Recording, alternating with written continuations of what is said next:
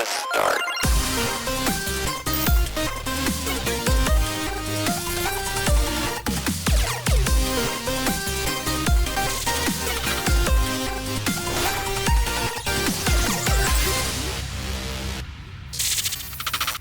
All right, well, we gotta start an actual episode here. Talk about some video games at some point. We got, for those of you who are watching or listening, we've had a long chat, pre podcast chat. We don't usually do that, but we pre-gamed. I want to kick things off. I know it's a little bit late for Father's Day, but if you're listening to this, it's the day after Father's Day, maybe, or a couple days after. But my 5-year-old today drew me something. It's he put a lot of work into it. So here it is. Here's what he drew me today. Let's see if you can see it. It's white-ish. There we go. Oh, okay. I see a lot of red. I see a lot of red. Murder? Is there a lot of murder? So he brought that in, and he very sincerely said to me, "Dad, I made this for you." And I was like, and he said, "For Father's Day." And I was like, "Thanks, buddy. This is awful. Get it out of my office." So now he's still crying. He's still crying. I punched him. If I can't be honest on Father's Day, when can I be honest? Get out of my office. It's the only day you get to be honest. Thought I'd kick it off that way for you guys. All right, good. This is episode 172. There's only 3 of us here, and for some reason, with only 3 of us, we talked way more than usual already before the show has started. Sure. But here with my friend Dan and Jeff. Hello, gentlemen. Hello. Hiya. We are in a post-16 universe, Tim, and I'm raging hard. Raging hard. Let's jump right into it, because that's I'm the doing main. something hard, let me tell you. That's the main. There's really 2 games I want to hear about this week. One of them is Layers of Fear, and I know Jeff's going to talk about that a little bit. I am excited for that one. The other one, it doesn't even officially release until this coming week, and all of us are super pumped for it. But we all got to play the demo, so I want to talk about the Final Fantasy XVI demo. Dan, you weren't necessarily convinced that you should play this. You were kind of on the fence about whether or not to play it, right? I was emotionally teetering. You were teetering. Okay. But what made you want to play it? Was it just the fact that the progress carries over, or you heard too much about it, or you could what was it that made you dive in? Also, just to clarify, I'm not raging like angry. I have a raging boner is what I meant. Yeah, that's a running theme from you. Thank you for that. It's a running theme. It is. Just boners all the time. No, I honestly, it was just like his doctor in the month of June is like, "What's going on with you?" He's like, Final Fantasy 16's releasing, Doc. I don't know what to tell you. Oh, okay. All right. Just on my chart, puts it in my chart. Final Fantasy 16. There should be a warning on the game box. If it lasts for more than 1 month. Yeah. Anyway, continue. Medical attention. Yeah, no, honestly, it was just because, I streamed too, so people were streaming it. And it was just like in the moment, I was like, you know what? Whatever. I just can't wait. I just can't do it. So I'm just going to play it. But yeah, I was also kind of like wondering, well, all right, so am I going to play these 2 hours, and when you finish the 2 hours, you can save the game, and then that'll carry over to when the release comes out, or am I going to like start over again?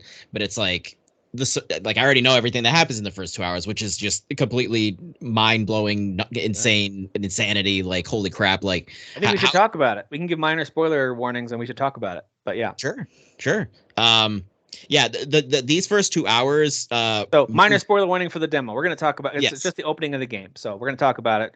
Skip ahead if you don't want to hear this. I'll put the timestamps in the description. Go ahead. We've all played it, right? All 3 of us. Okay. To completion. Yeah. To completion. Yes. This is getting too much dicey. Yeah, it's really dicey. Yeah, Tim, could you put like sexy music in the background? I cannot. I can play some. There you go. Dude, that just came out of nowhere. Holy shit. He slowly pulls the guitar in. Came out of nowhere. Honestly, these first 2 hours, and I've expressed like my feelings about Final Fantasy 13 and 15. They are on the bottom of the totem pole for me. Not that I hate them or have nothing positive to say about them, because I do, but they are my least favorites. Those entire games did not move me as much as this did in just 2 hours. Like, this game, like, I mean, the visuals are amazing. So for everyone on the internet bitching about fidelity or like this doesn't look quite next gen, it's like, I'm sorry, but it looks amazing. Yeah. You're all just like wanting everything to like look like what, Horizon Zero, Forbidden West all the time. Like, I mean, it's not going to be quite that all the time, but like, it's still a beautiful game. That far off of that. I don't know. Was it? I agree. I think I would put Forbidden West definitely in front of it. I guess I don't know. I'm gonna have to wait to see more environments. 'Cause I thought the level of detail and character models was on par with it. It just happened to be in a much kind of gloomier setting. Sure. Maybe it's the lighting then that makes it just look different enough. Maybe, well, as we start to see more environments and kind of more characters, we might be like, all right, this isn't quite up to one of the best looking games ever made, but it's up there. We might land there. Yeah. And that was just an example I was throwing out. So. Sure. It is a gorgeous game. It is. But yeah, it's the visuals are fantastic. The voice acting, and I said this before, just based off of the trailers, the voice acting in this game is the best Final Fantasy voice acting ever. The voice acting is phenomenal. I don't think anything stuck out to me like, oh, that was a little off. Like, they're so far above what 15 did with their voices, like so far above it. Yeah. Like compared to 15's main characters, their main three. Yeah. And I think 15's was still there was some strong performances here and there. I agree. Like the villain I thought was good, but like and a few others. But no, this start like top to bottom, even the side characters, I'm like, man, they're all you can tell the casting directive was, let's cast voice actors this time and not so much dub artists. Like let's cast actual video game voice actors. Because you got Hugo in there from Plague Tale, for crying out loud. Yeah, which I didn't even know that was. Yeah, and now knowing that when you listen to it, it's like, oh yeah, no, I totally. Oh yeah, of course. I mean, totally. Yeah, you totally hear it.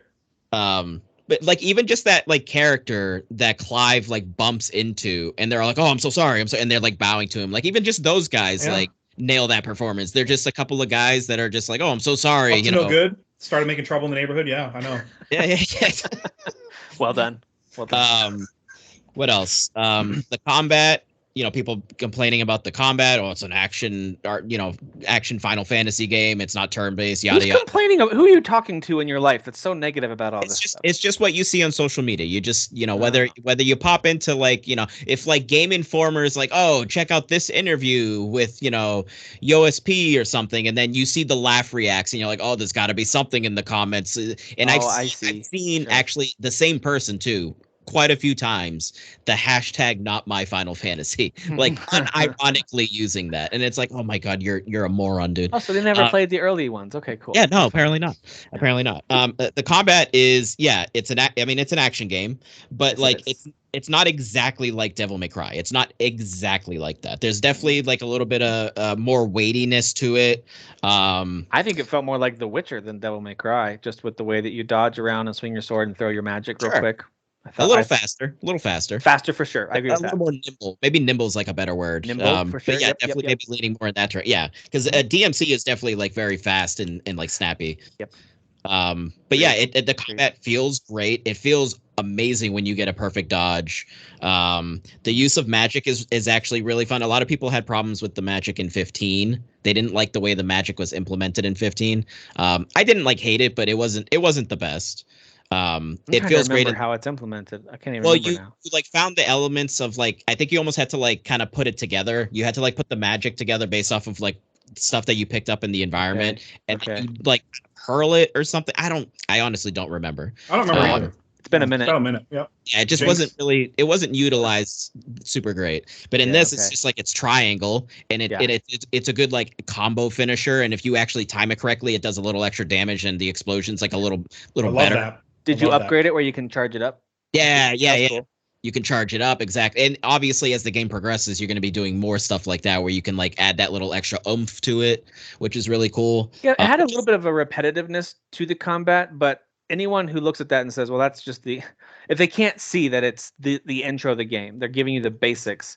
Like the whole time I'm playing it, I'm thinking, oh man, imagine what this game is going to be like when ... So whether it's a new weapon set, a new skill set, a new magic type, additional characters, like there was not a moment where I thought, oh, all of Final Fantasy 16 is going to feel exactly like this in the combat. Like, no, this is just the base core of the combat, Did you do the icon challenge mode? I did not. I did like 5 minutes of that just to see, because it basically, the icon challenge mode is actually Clive older, and they give you 2 additional extra powers. So you got Phoenix in the first 2 hours, and then there's a couple of more, and right off of the bat with those, when you shift to them. So when you're using Phoenix, if you hit circle, you can basically dash forward. Feels great. And actually hits if you collide into the enemy, it's like it counts like as an attack. So that does damage. The other 2 abilities are completely different. So one of them is a pull. Which nice. is awesome. which is reminiscent of Devil May Cry. Like that's something that's in there, and it feels great.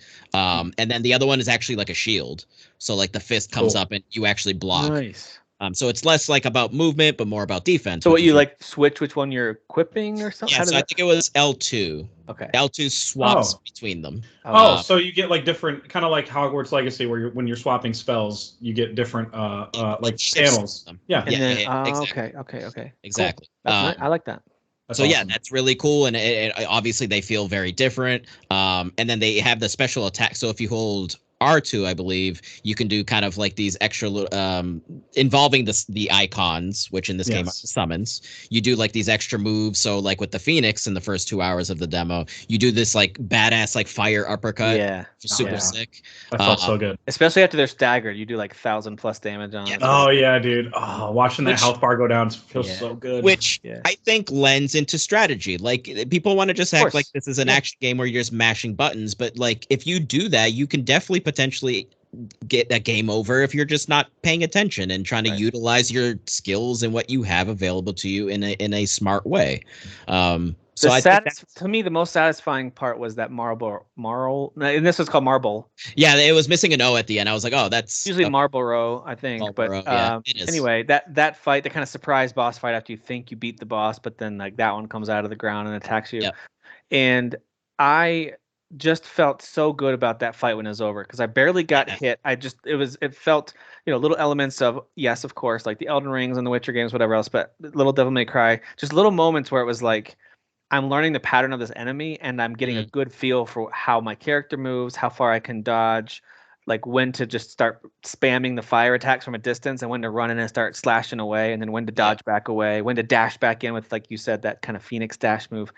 Like it was starting to feel so satisfying. And by the end, when I did that uppercut a few times and then you get the cinematic the QT to attack, the QT, which is very easy but very satisfying still, and their health bar just takes a huge, and they're automatically staggered, so you can just start. And it just looks sick. Like he's like up in the air and he's like diving down. Satisfying boss fight for me personally. Yeah. I really thought that was fun. I love that.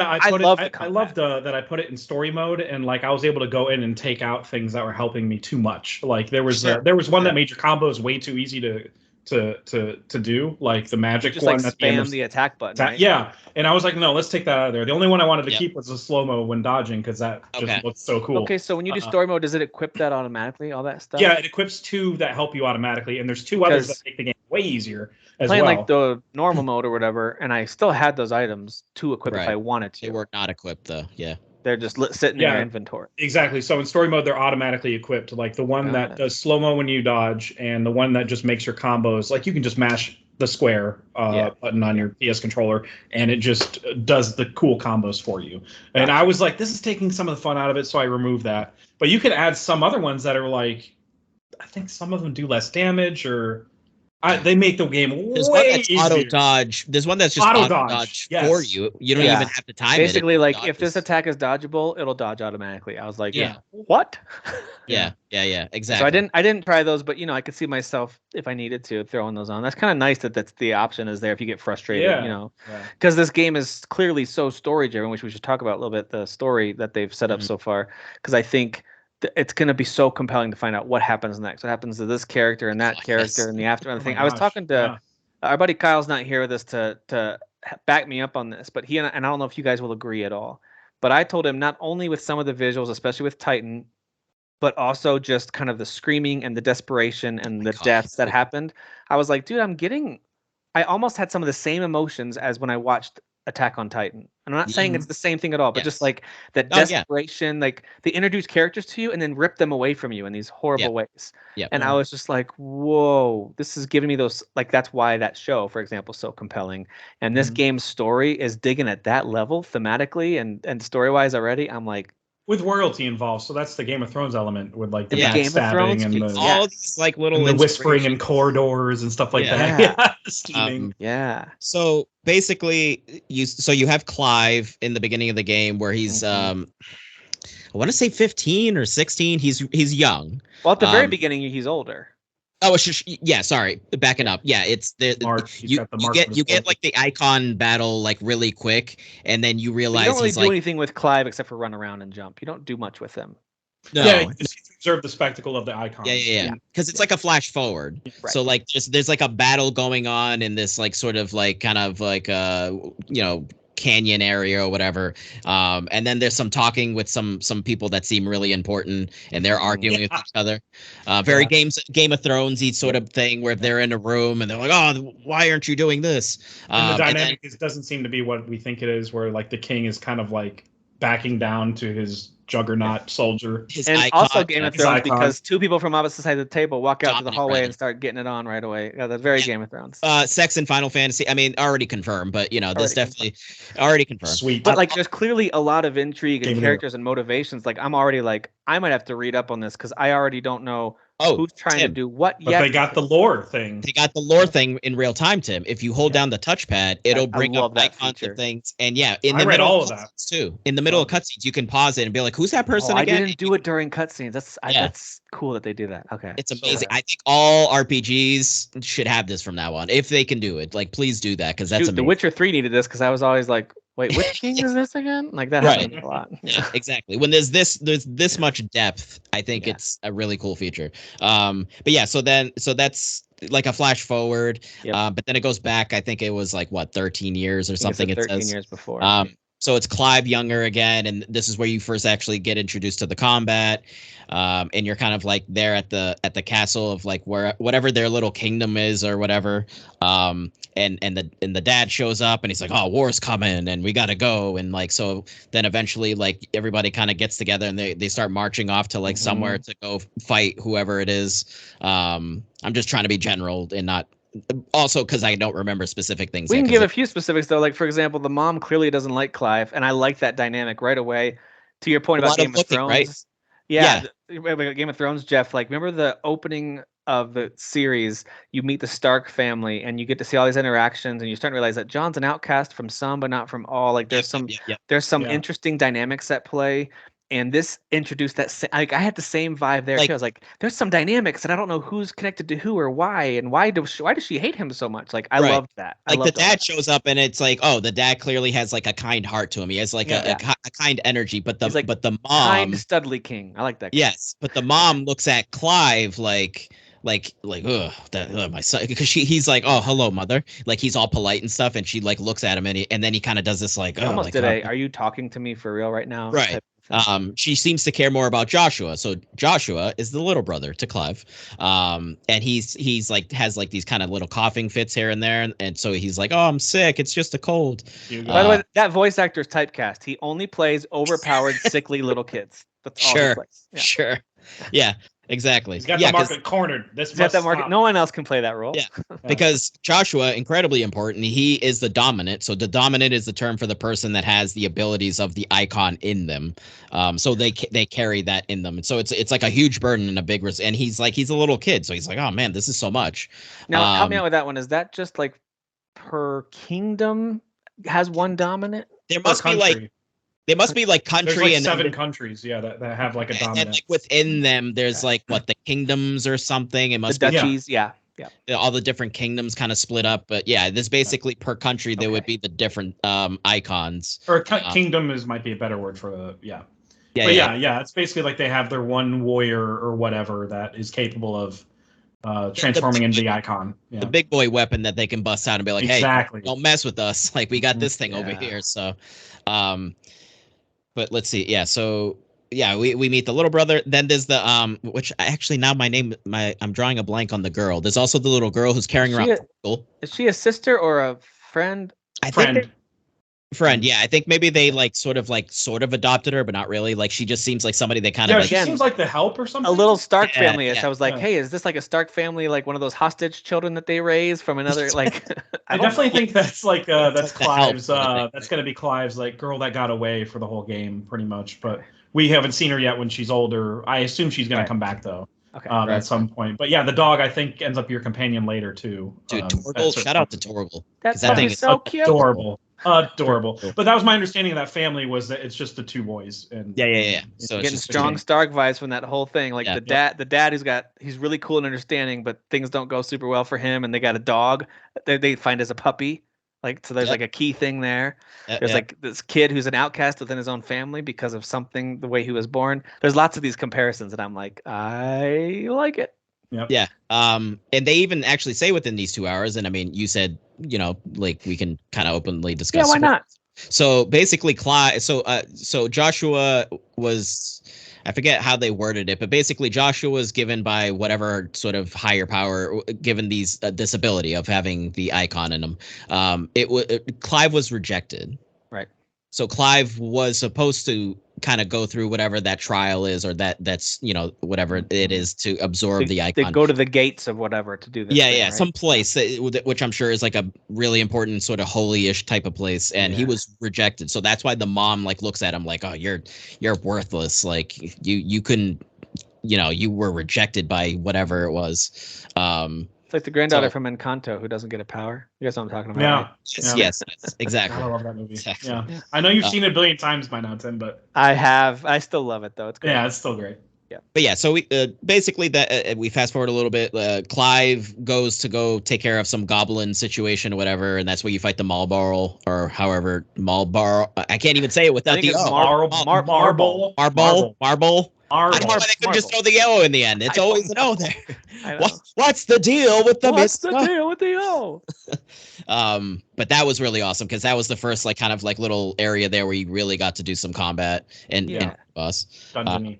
Yeah, but meanwhile, Dad and Joshua and all the soldiers marched off to some keep to kind of get ready for whatever battle is going to be ensuing.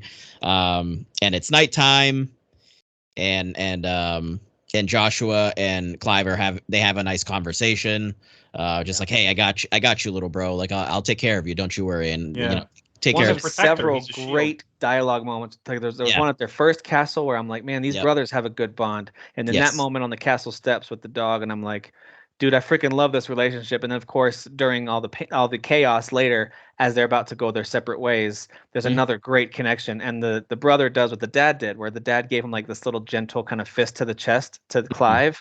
Clive did that to the little brother too, like when he kind of sends him off. And I was just like, dude, there's so much like these little touches. They didn't have to do this stuff. They could have just like had the talking heads, and it's so genuine. It's so genuine. It's so well done. It feels like these voice actors were all in the same room, like looking at each other, and like actually, I think they did. I think they did do their own mocap. Now that I'm thinking of it, I think they actually were together. That wouldn't surprise me. That wouldn't surprise me either. So I think they actually were like acting everything else. So that actually makes a whole lot of sense because they were able to act off each other then. So that would make sense. That would make sense. But yeah, basically, nighttime comes, and then some jerks show up. That was a good plan though. That they did a good job with that. Oh yeah, yeah. And again, this game is rated mature, so this game is violent. Like earlier on in that battle going on in the like canyon area, like just like blood kind of spewing and people taking axes to the chest and everything. And this, it's like they get up to the guards and they trick them and they slice their throats and the blood like shoots out and like you're like, oh shit, like this is okay. Also, can I just real quick, in the very beginning where there's all the rocks falling down because Titan and Shiva are fighting each other, the one guy was just like fuck. Yeah, I knew that. I knew you'd like that. Yeah, that was it for me. Yeah. So yeah, also profanities in Final Fantasy confirmed. But yeah, basically they infiltrate the keep, and like everybody gets murdered. Like all the soldier people get murdered. I love that your bros from your first journey that Clive has, were able to make it at least a little far to help you out. Because one like made sense. Tyler. Tyler, which is not like fantasy. Yeah, such a white name. Especially when they said Sir Tyler. I was like, don't do that. Tyler, yeah. And then whatever the other guy's name, I was like, all right, that fits. I forget the other guy's name. But yeah, one of them is escorting. You're like, oh, Joshua, I came to get you. Like, we're being attacked or whatever. So you're actually being true bros. Yeah. You actually play as Joshua for like a slight moment, and like, which is actually interesting. You're going through the keep. But then eventually it does switch back to Clive because the dad and Joshua and a couple of the other soldiers like gotta go. They gotta go. They gotta escape. And they send an owl with a message on it to go fly away. But yeah, that doesn't work out now, does it? No, it doesn't. And we don't have to. I guess if you're listening to this and you haven't played it yet, please go play it. Hopefully that what we said is enough to get you to go play it. But I'm curious what you guys thought of that final. I guess we can stay a little more broad at this point. Like it's fine. We don't have to give up because even for a demo, a little 2-hour demo, like a tiny taste of the game, I think there are some incredible story reveals and plot moments that are just like, dude, they've got me hooked big time on this. Yeah. I don't want to have to wait for Same another here. week and a half. I do not remember 15 starting this way at all, where I was like, oh, I'm hooked. 15 was more like, look at how open the world is. Now go have fun. And that's it was also kind of like what the vibe was. Who's the attractive mechanic girl? Let's go back and get help. Yeah, let's go help her out some more. She needs. How about them decals? Remember that, guys? How about them decals? Again, the southern accent out of nowhere. Oh my god. Although at the beginning of 15 did technically, because like when they're escaping, then they kind of rope back towards the city, because they find out that Noctis's dad because you see that in the movie, remember, because it's all freaking fragmented. Like the dad gets something happens to the dad, and Noctis is getting the call, and it's like it's supposed to be emotional. It just doesn't feel like how this feels. It just doesn't resonate the way this one does. Yeah. Oh, like what do you guys think about the big? So you have these two monsters that are facing off, and there's clearly like this kind of out of control / emotional thing, and you get to really control one. Like at the very beginning, you kind of control one for a minute, maybe. Yeah. But you're not really doing much. This time they actually give you direct control of like the little aiming reticule, and yeah. So what do you guys think about that, and just the spectacle of that whole thing? It really was about the spectacle, right? Yeah, it was about that. Like mechanically, it was like it was so epic. So epic, despite not being able to like actually fly around much. Yeah. You're really just aiming and shooting, but it was still so awesome because it was just about the scale of it. You know, it was basically just like added a movie, voice talking the whole time that really added to it too, right? Yes. Because Joshua is, again, he's the dominant of the icon Phoenix, so you got the Phoenix. And he's each icon has like a certain element to it. Yes. Whereas the Phoenix is fire, and then I don't remember what Titan is, but Shiva is ice. Yeah. But yeah, so like you're not supposed to have two icons that belong to the same element, yet there's this mysterious second icon of fire. Yep. Ifrit. And they're battling each other, and which as a Final Fantasy fan is cool to add more depth to who these summons are, because usually, at least in the older ones, they were just kind of really awesome, powerful magic attacks. Like in 6, they were an important part of the story as espers, but like what their power wasn't the thing. It was just the fact that they existed and were being misused by the villain, and then they were helping you. Right. So like this is just, in my opinion, a really cool way to make them feel really important. Each one feels so important, and I love that. One of my I would actually say, if I had to decide what my favorite like thing is in Final Fantasy, that I could like point at, it would be summons. Summons is my favorite thing in the whole series. So anytime it's like an actual like kind of centerpiece of the story, and just like when you actually do the summon, that it looks badass, that's like my favorite thing. It's always been one of my favorite things. I'm with you. 7 had the most epic ones when I was a kid, at least growing up playing that one. There's some great summons in that, absolutely. I mean, Knights of the Round, come on. Knights of the Round took like 5 minutes, but I watched it every time. I loved it. Whatever the third, after Rebirth is, like, I can't even imagine how Knights of the Round's going to be. Like Alexander in 8 was a really cool one too. Yes, Alexander, fantastic. Alexander's awesome. Up there. He's awesome. Yep. Anyway, sorry. Continue. The fight is just. I'm familiar with these characters from Theater Rhythm, so thank you. All right. Well, there you go. Now you get more. So it's like I played the games. Is 8 the one that has Odin with the 6-legged horse too? No, I don't think so. No. That might have been 9. I don't know. It was one of those PlayStation 1 ones where I remember like it starts zooming in on the 6 legs of the horse as it's stamping its feet ready to attack. No, is that Gilgamesh? I can't remember now. Well, Gilgamesh has the multiple arms, but no, I'm thinking of it's like an Odin summon. I'm gonna look it up. Okay, I'm like 99%. The 6 leg specifically. I mean, it's like ringing a bell, but I'm not remembering which one.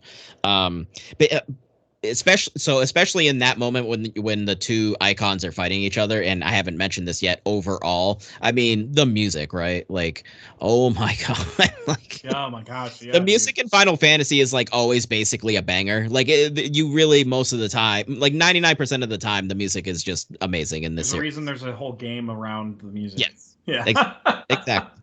But holy crap, dude! Just the use of like the choir in the background, and a lot of male choir in this. Like a lot of times I feel like they do female choirs, a lot of like the higher pitch sort of that sort of style. You would know the terminology better than, but there's a lot of like just like kind of like the lower spectrum of that with like the male choir. So it is in 7. He's a summon in 7. Yeah, and he's got the 6-legged horse, and he does Zansetsuken is his attack. Yep.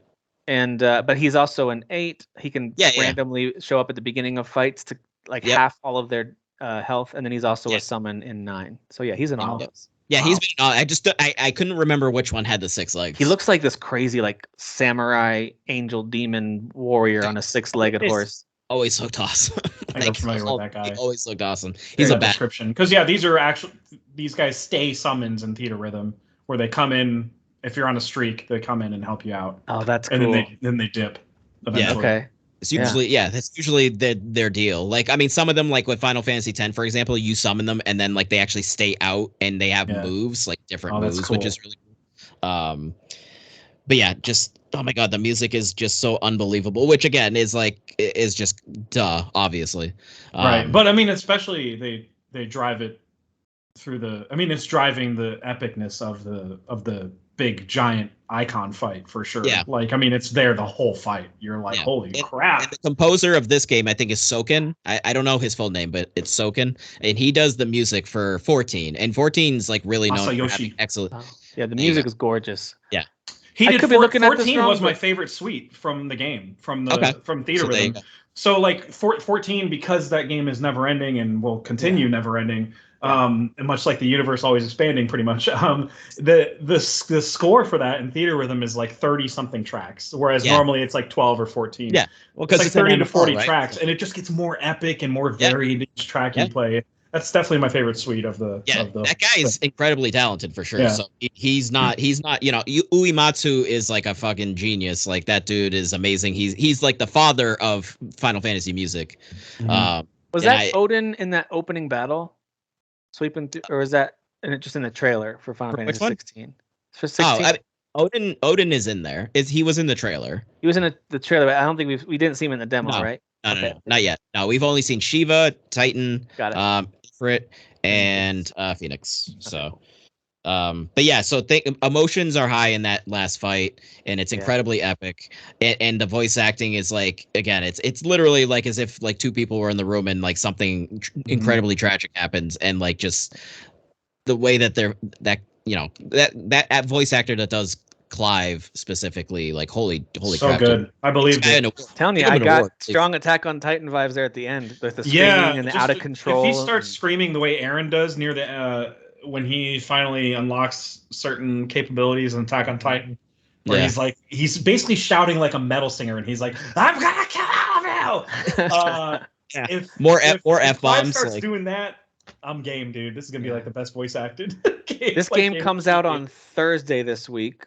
And so if they release it as they should, PlayStation and Square, that means maybe Wednesday night at 10 o'clock my time it'll unlock, or is it midnight like at every? It's a good question. Oh, I don't know. Sure. I'm wondering if my game's because I'm picking up the physical. It is a PlayStation exclusive, so that means it should be 10 o'clock your time on Wednesday night. Should be. Like, I know all Nintendo games do that, but there's been some like Xbox games in the past, at least, that just went by. Yeah, Xbox is like noon the next day, and you're like, or noon the day of. Like, what the hell? Yeah, I thought this was arriving today. Like, it is later. Don't worry about it. Just wait your turn. Yeah. Like, Steam does the same thing where it's like 3 p.m. and you're like, why? Yeah, they do. But like Nintendo and I think Sony are usually pretty good about like on the dot, 10 o'clock, boom, it's ready to go. So I'm gonna plan it accordingly as if it's 11 p.m. I think the download is scheduled at least according to the PS5 for Monday, the 19th. So make sure you get that downloading. It's a beefy download too. Gonna be beefy. I already had to install a couple games that I had. Yeah. So do you know what the file size is? Do we know what it is? I think it was 100 gigabytes. Is it 100? That wouldn't surprise me. Yeah, that sounds about right for a game like this. I still got Diablo on my PS5 though. That's not going anywhere. That's like I go in, do a dungeon, and then I log out. You know, that's like my thing. I've got plenty of stuff installed on there that I don't need currently installed at the moment. Like I think I still have Elden Ring installed on there. That can be uninstalled. Oh yeah. I still have WWE installed in there, and it's like I'm not going to touch that before it comes out. Right. I got the extra terabyte, so I'm good. Yeah. But yeah, so the you lucky SOB, I hate you. Yeah, I grabbed it on a sale. It was really good. So yeah, and like I said, it carries the save over, so you can play the demo. It concludes, and then that will carry over into the game. But you don't have to if you're like, hey, I actually want to. Even though I played it, I want to play it again just to refresh all the characters. No, totally fine. You can just start a new game. No big deal. It's not like it ruins it by playing it. Exactly. And also, you should see a doctor about your short-term memory problem if you're going to play it again. Yeah, what in the world was that about? It's been a week. By the time you're listening to this, the game is coming out in 3 days. So just play the demo now and get a head start on it. Exactly. Any head start helps for a game that's that long. So yeah. So I don't want to get ahead. I mean, I know you guys know that, Final Fantasy is incredibly important to me. I don't want to get ahead of myself, all right? Because I did this with 13. I was much younger, though, so I was still headstrong about the series. And then I started to kind of get a little more realistic, and then 15 came out, but 15 was like, this is like a decade of hype because it was originally versus 13, and then that whole thing. And then 15 did what it did, so I was like kind of burned again. I don't want to get ahead of myself, but if the quality, if just in these 2 hours is consistent throughout this whole game, I mean, the top 3 Final Fantasy. Forget about it. Forget about it. Forget about it. Like, I think it'll be Star Wars Jedi Survivor. Good luck. You know what I mean? Like, because that story is so unreal. But if Final Fantasy 16 can live up to its first 2 hours to the rest of the game, I mean, it's just going to be one of the best stories in gaming, period. Just like Jedi Survivor. I will literally ugly cry if it wins GOTY. All right, I will literally ugly cry. Scott, this year, openly the competition is insane. But I could, if it lives up to that quality, not just in story, but like gaming too, like game-wise, and graphically. Yeah, I mean, the shot is real. Dude, with the other games that are still coming out this year, not even counting this one. Like, we're going to start that conversation, even just for our game of the year. Forget about Game Awards and stuff. Just for us talking about it, we're going to begin the conversation, look at the list, and our heads are just going to explode. We're just going to melt. Yeah. We're going to be like, we don't even have room for Hogwarts Legacy. What do we do? Insanity. Like, what do we do? There's going to be like 7 games that would have won almost any year previous. Yeah, it's going to be stupid, and I can't wait. Same here. Yeah, I'm very excited for this. This is going to be such a I'm so glad for a big summer game like this. We don't get this a whole lot, so very, very excited for this. Final Fantasy game. So. And of course, this is what we'll be talking about primarily next week when we get back on the show. Yeah. The only other game of note this week, and it is of note because I know it's got a lot of fans and it looks really interesting, is Layers of Fear. Yeah. You played it for a little bit, Jeff. What do you think? Yeah, just a little bit, just to confirm my suspicions that it's a remake of the 2016 game. And it is, but it turns out they remade it. I thought it was a sequel. I thought so too, but apparently the sequel is Layers of Fears, or maybe they scrapped that. No, I'm serious. I think they just added an S. Yeah, there was the extra S. Yeah, there was the extra. They might have just scrapped that because they've said nothing about that. And Bloober, they be bloobin', so I don't know. They do be bloobin'. It's interesting that they haven't said anything. My god. They're working on Silent Hill also, to be fair. So that is true. They are working on Silent Hill as well. Yeah. A narrative kind of similar experience that Layers of Fear is, which is more of a walking simulator horror game where like you're walking up to this specific story. You're playing a painter that's becoming a little unhinged. He does some horrible things to his family, but you're in his mind. So like you'll walk into a room, interact with a painting, and then you turn around, the room is completely different. Like you turn around, everything's changed. It's a mind F type of game experience. But the cool thing is with the remake is, well, first off, they built it Unreal 5, so the game looks incredible. But they included this character that's a writer that's been stationed at a lighthouse so she can write about this painter that lost his mind. So you're kind of you start the game with a flash forward of her. She was not in the first game originally. Oh. And then you do a flashback to the painter, and the environments are identical to the 2016 game. Because I remember that game very vividly. You remember some of these set pieces, or not set pieces, but you remember the room designs and where each thing is. Because basically each chapter, you explore the house and its ever-changing hallways and rooms, and you're grabbing a piece of a painting, and you grab maybe like 5 or 6 total, and then you go back to your painting room and you put it on the board, and it's usually some disturbed painting that comes up, and then you have to go back out and do it again. So it's that type of narrative thing. That sounds like something I would keep wanting to do. The scares are real, dude. The scares are very like they start out with like just doors slamming. Sometimes you hear footsteps. Sometimes you're crying. You got to play with your headset, or else you're not really getting the full effect. Right.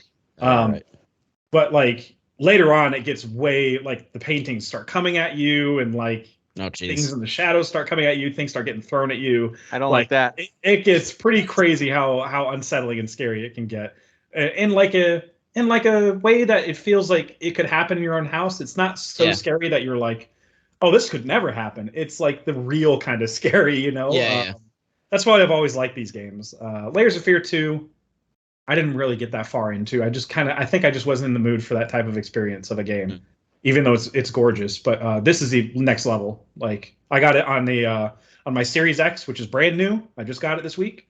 Oh, there you go. And it looks amazing on my OLED TV, 4K.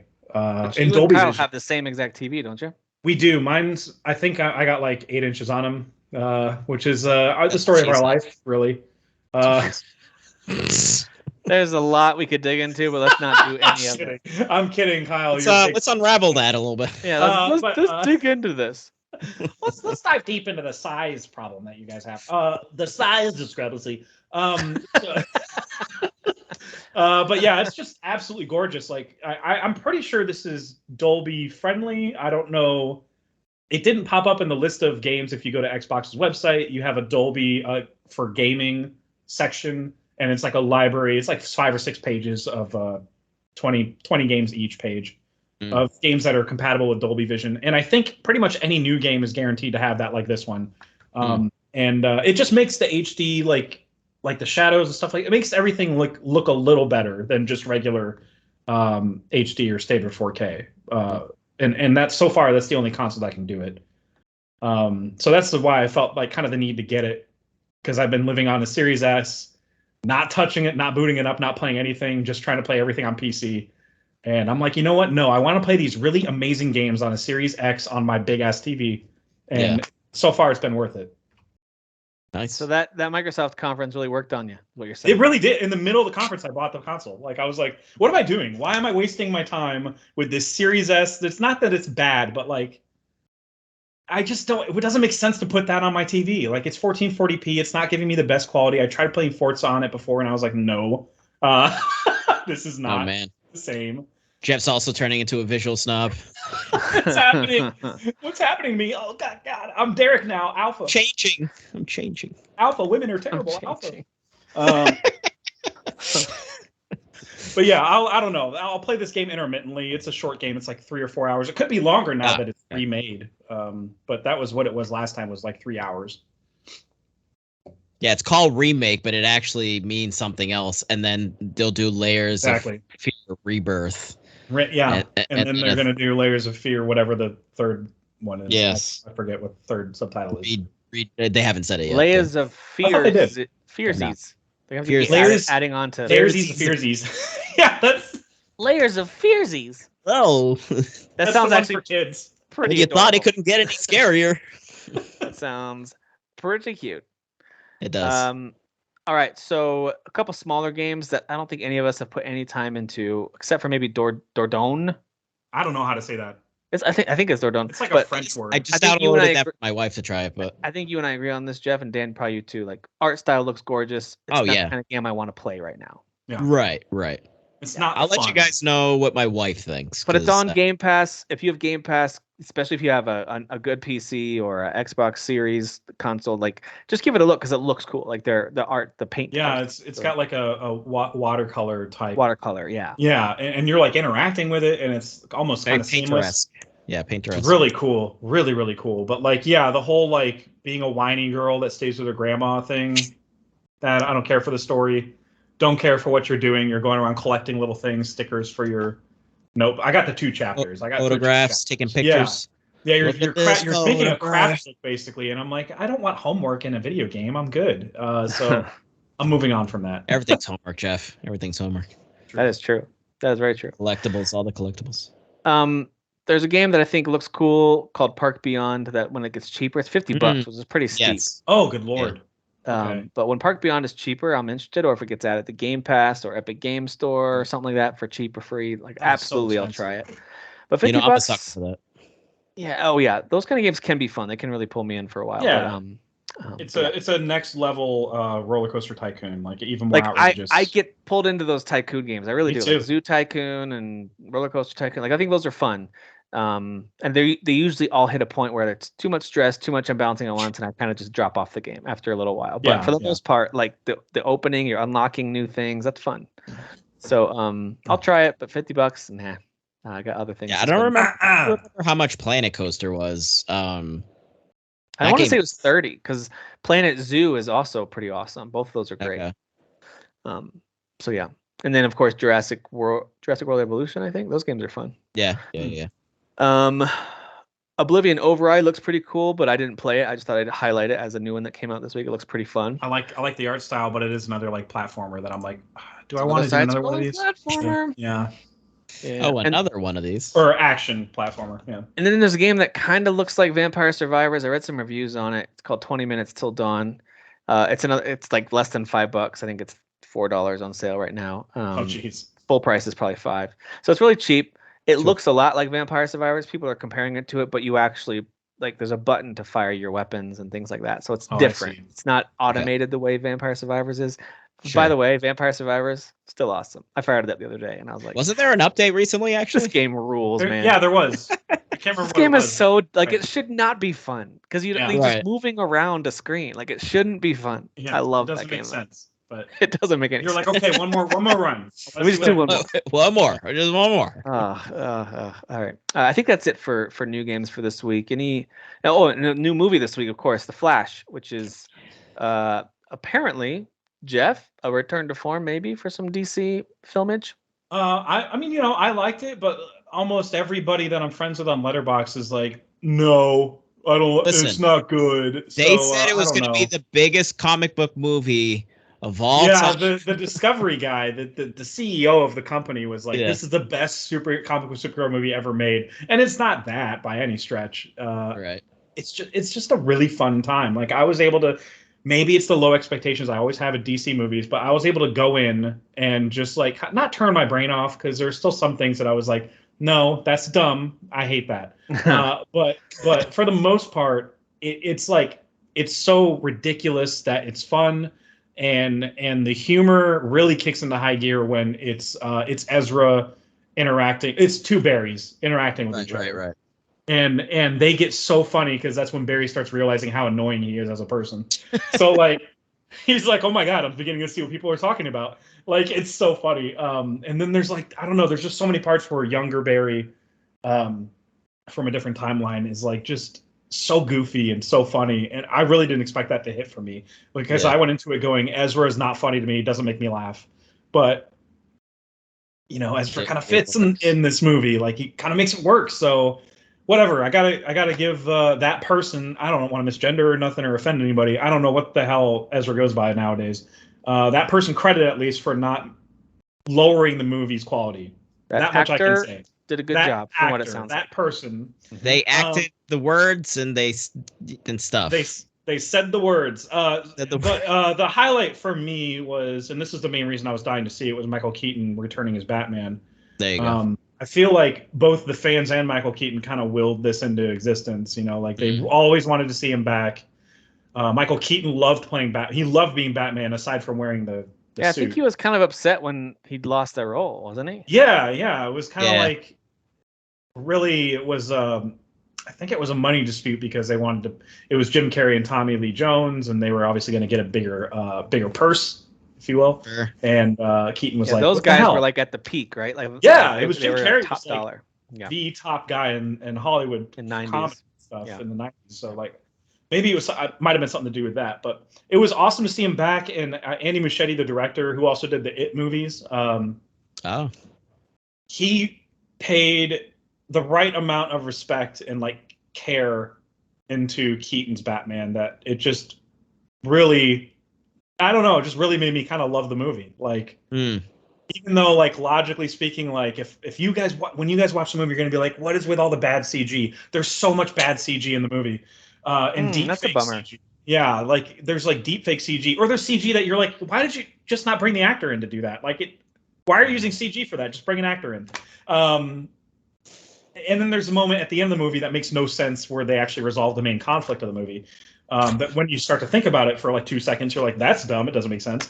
So there are gripes I have with the movie, but the way that they handled Keaton and the lines that he said, and like the wisdom that he brought, and like his explanation of the DC version of the multiverse, like it was just icing on the cake, dude. That was already fun. It was already fun to begin with, but he added so much to it. And even Supergirl being like a badass that had confined because humanity is awful.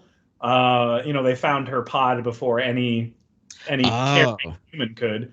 So you can kind of gather from the trailers that she's in confinement, and they kind of help her out, get out of there. And so she's like, humanity's awful. I'm not going to help you guys. Like, she is such a badass in the movie. Wow. That worked for me too. Like, I didn't really. I kind of like that. It's a different take on a Superman-like character who's not just goody two shoes and always trying to do the right thing. I kind of like that. Exactly. And it ended up being where she came around was on Barry, because Barry was the one that helped her get out. He was like, I got you. Let's get you out of here, and yada yada. Yeah. He knew how to help her because she's Kryptonian, and he knew what helped Superman heal and stuff like that. So like he was able to give her advice and stuff. So like her allegiance was to him, not so much to humanity. I can see that. That makes sense. Yeah. I love, that's the thing. I love the way that they explained everything to do with the story, where like it was kind of like with Spider-Man No Way Home. I feel like they kind of lost the plot a little bit as to why Peter Parker, Tom Holland, was doing what he was doing. Like, why are you doing this? It's all pointless. Just send them back. They're going to die the moment they go back anyway. Who cares? Vague spoilers on that, I guess. But with the Flash, they were able to explain it where it's in the trailer too, where like somebody asks Barry, why are you doing this for a universe that you don't belong in, for a timeline you don't belong in? And he's like, this is the timeline my mom lives in, so I have to save it. Oh, I like that. I was like, dude, that's a great motivation. Thank you. Yeah, that's good. Like, but like I said, the way they were simple but believable. Very messy, but it's still quite quality to me. And then it ends with this cameo that is so funny, and Barry's reaction is like an F-bomb to it. It's so funny, dude. It made me laugh so hard, and I was like the only one laughing that hard. But was it like a dumb thing, or is it actually no? His delivery was purposefully comedic. It was supposed to be a really funny moment.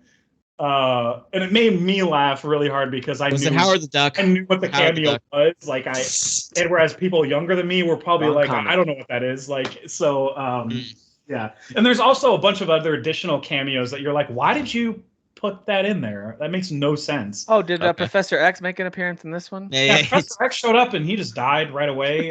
Sure, yeah. Oh my god. Because somebody thought too hard in his head. I don't remember. Female Captain Britain who gets cut in half. It's great. Yeah, I could do this all day, except 2 seconds later dies.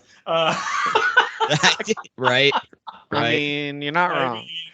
I could do this some of the day, maybe. I don't know. I got to check my schedule. But I really had a good time with this movie, man. I really did. And do you think the CG was more noticeable on a big screen, like maybe on a smaller screen? You wouldn't, or is it? Yeah, it might be on a smaller screen. Like if even at home on the 4K TV, I might not pick up on it. But there are some parts where we've seen movies in the 90s pull off a single actor playing multiple people really well. Yeah, we have, yeah. But in this, they use like a deepfake technology, and you can tell. Like, it's like Ezra's face does not match what's going on. Almost like it's not finished. Like the editing. Yeah.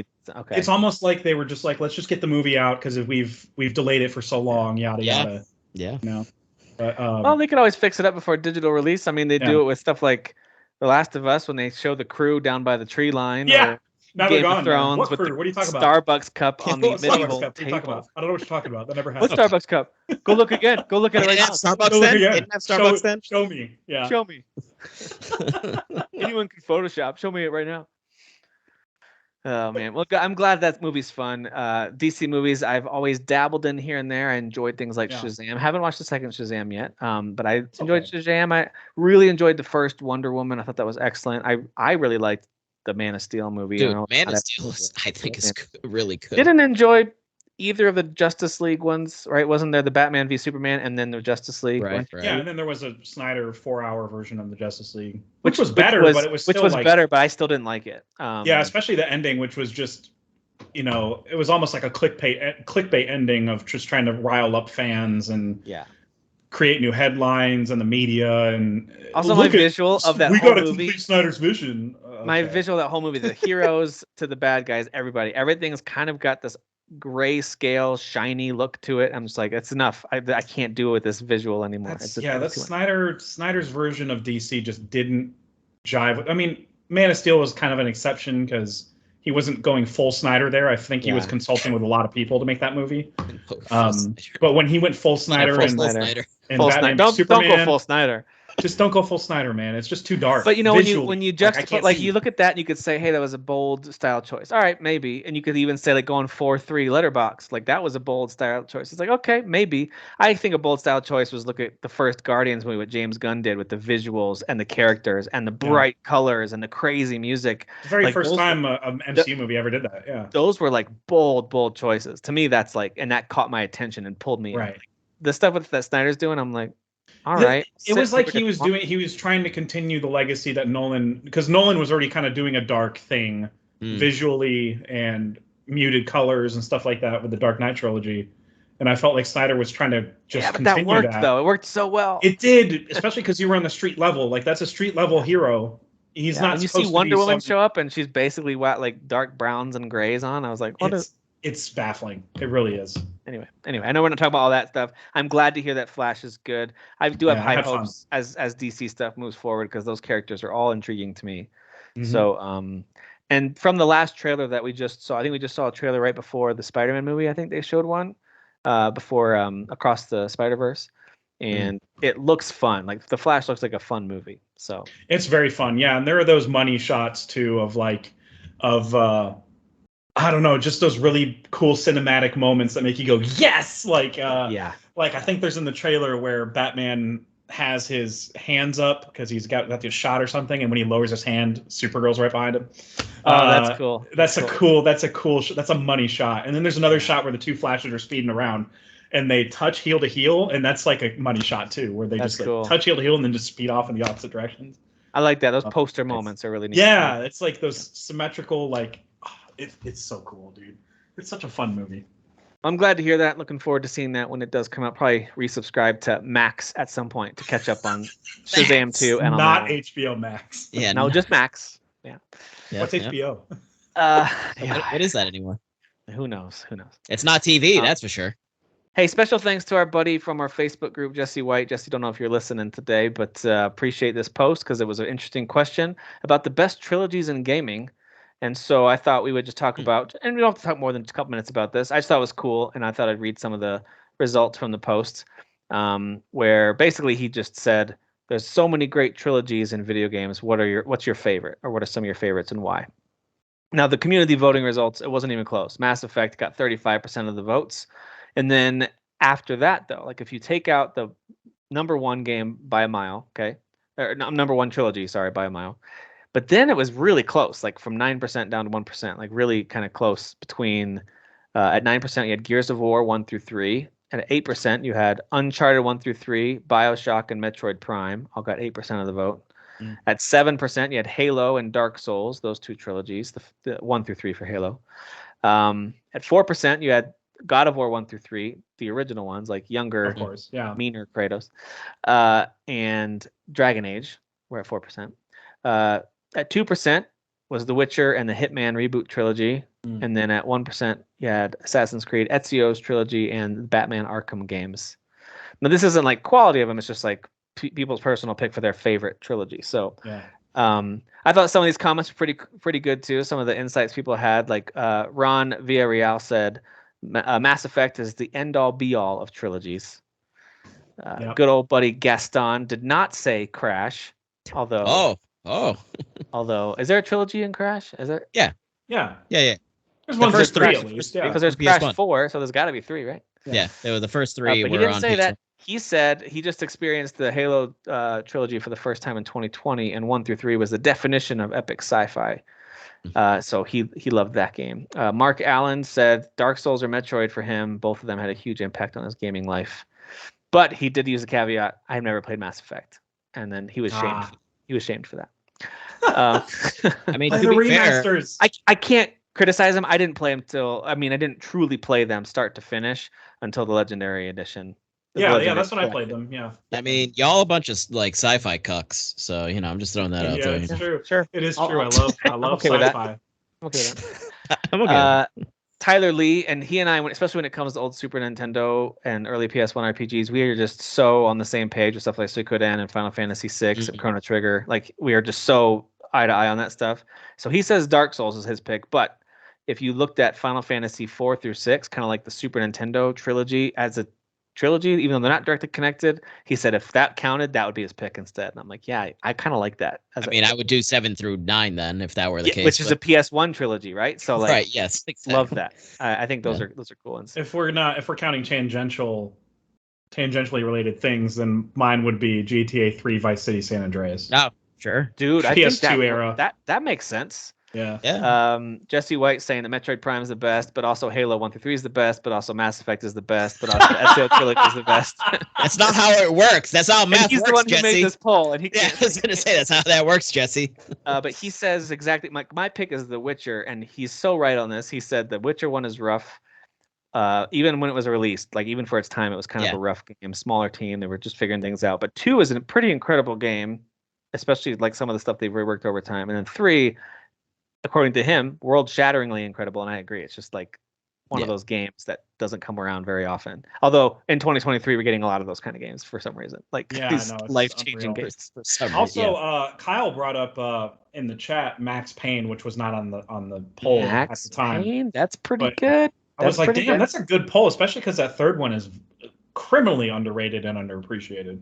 Yeah, so for me, it's awesome. And our good old PlayStation buddy Fab DC, he says there's a lot of, he did say there's so many good picks on here, but he has to go with the old school God of War. Kratos was his personal pick. I picked Witcher, but I also think there's a bunch of honorable mentions, including Mass Effect and others that I loved, but I would even say Suikoden 1 through 3, some of my favorites. That's one of my favorite trilogies. 3 is the only one I've actually like really played. Yeah, that was my first one, the only one I really played. So. Love all 3 of those games. I'm surprised as well that Kingdom Hearts isn't in there. Yeah, no one picked it. Well, Kingdom Hearts 1 and 2 are on the PS2, but then 3 we didn't get until like a decade later. So that's still a trilogy. Still a trilogy. Yeah. Like we don't have enough weebs in our group. We don't have enough weebs. That's true. We don't. A bunch of laddies picking. Dan, is yours like Mass Effect would be your favorite kind of official trilogy set, or what would yours be? Dragon Age? Yeah, probably either like Dragon Age or God of War. Would probably be that. Yeah. And Jeff, I like the GTA PS2 era games. That's a pretty those would probably be my pick, especially because those were like, I mean, I could not put those games down. They just ruined my life. They were like, after I played 3, the next 2 became instant purchases. Yeah, and it was like nobody in the house could put it down. My dad, my brother, and I were just constantly like rotating controllers. And somehow your dad played 2,000 hours of it in 2 days.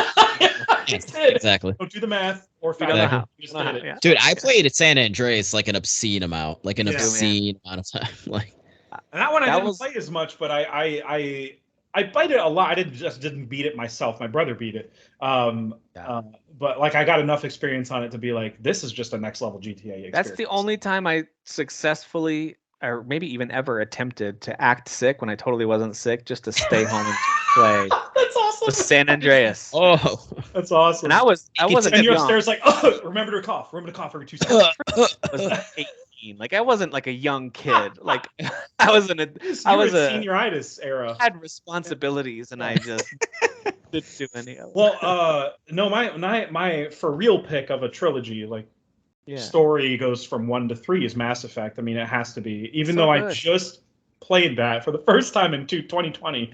But what else was I doing? It was 2020. Yeah.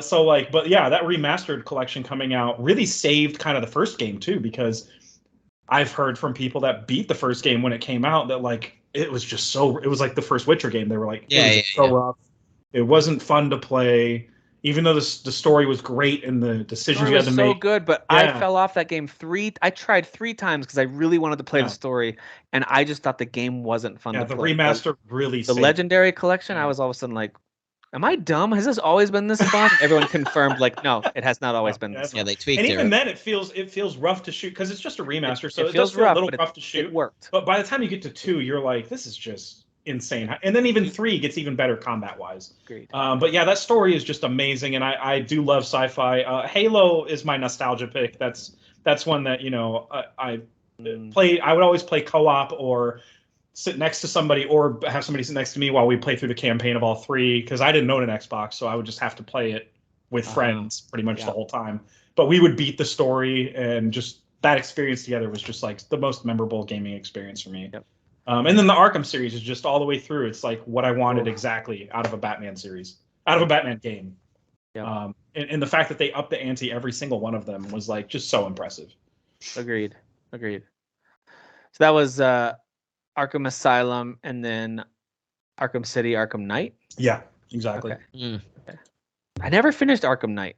I think to finish Arkham Knight too, but I remember being kind of forced to do the Batmobile stuff when I was like, no, I kind of want to break from that. I kind of got tired of all the tank fighting, and I'm not saying it was bad. It wasn't bad. It was just like I want to fight people again. Like I kind of want to. Gripe at that game, right? It was it was still fun. Like I mean, even by today's standards, it was still fun. I just wanted to be Batman and like float around the city and take out bad guys in groups. It's like when I went back for the lack of Batmobile in the first two games. Like last year when I went back and replayed Arkham Origins, which I had, was it Arkham Origins? Anyway, the Origins game that I hadn't played, I went back and played it, and it was kind of what I remember City being, sort of. Like, I'm not saying it was as good as City, but it had that vibe to it, and I really liked that game a lot. By the Gotham Knights team, right?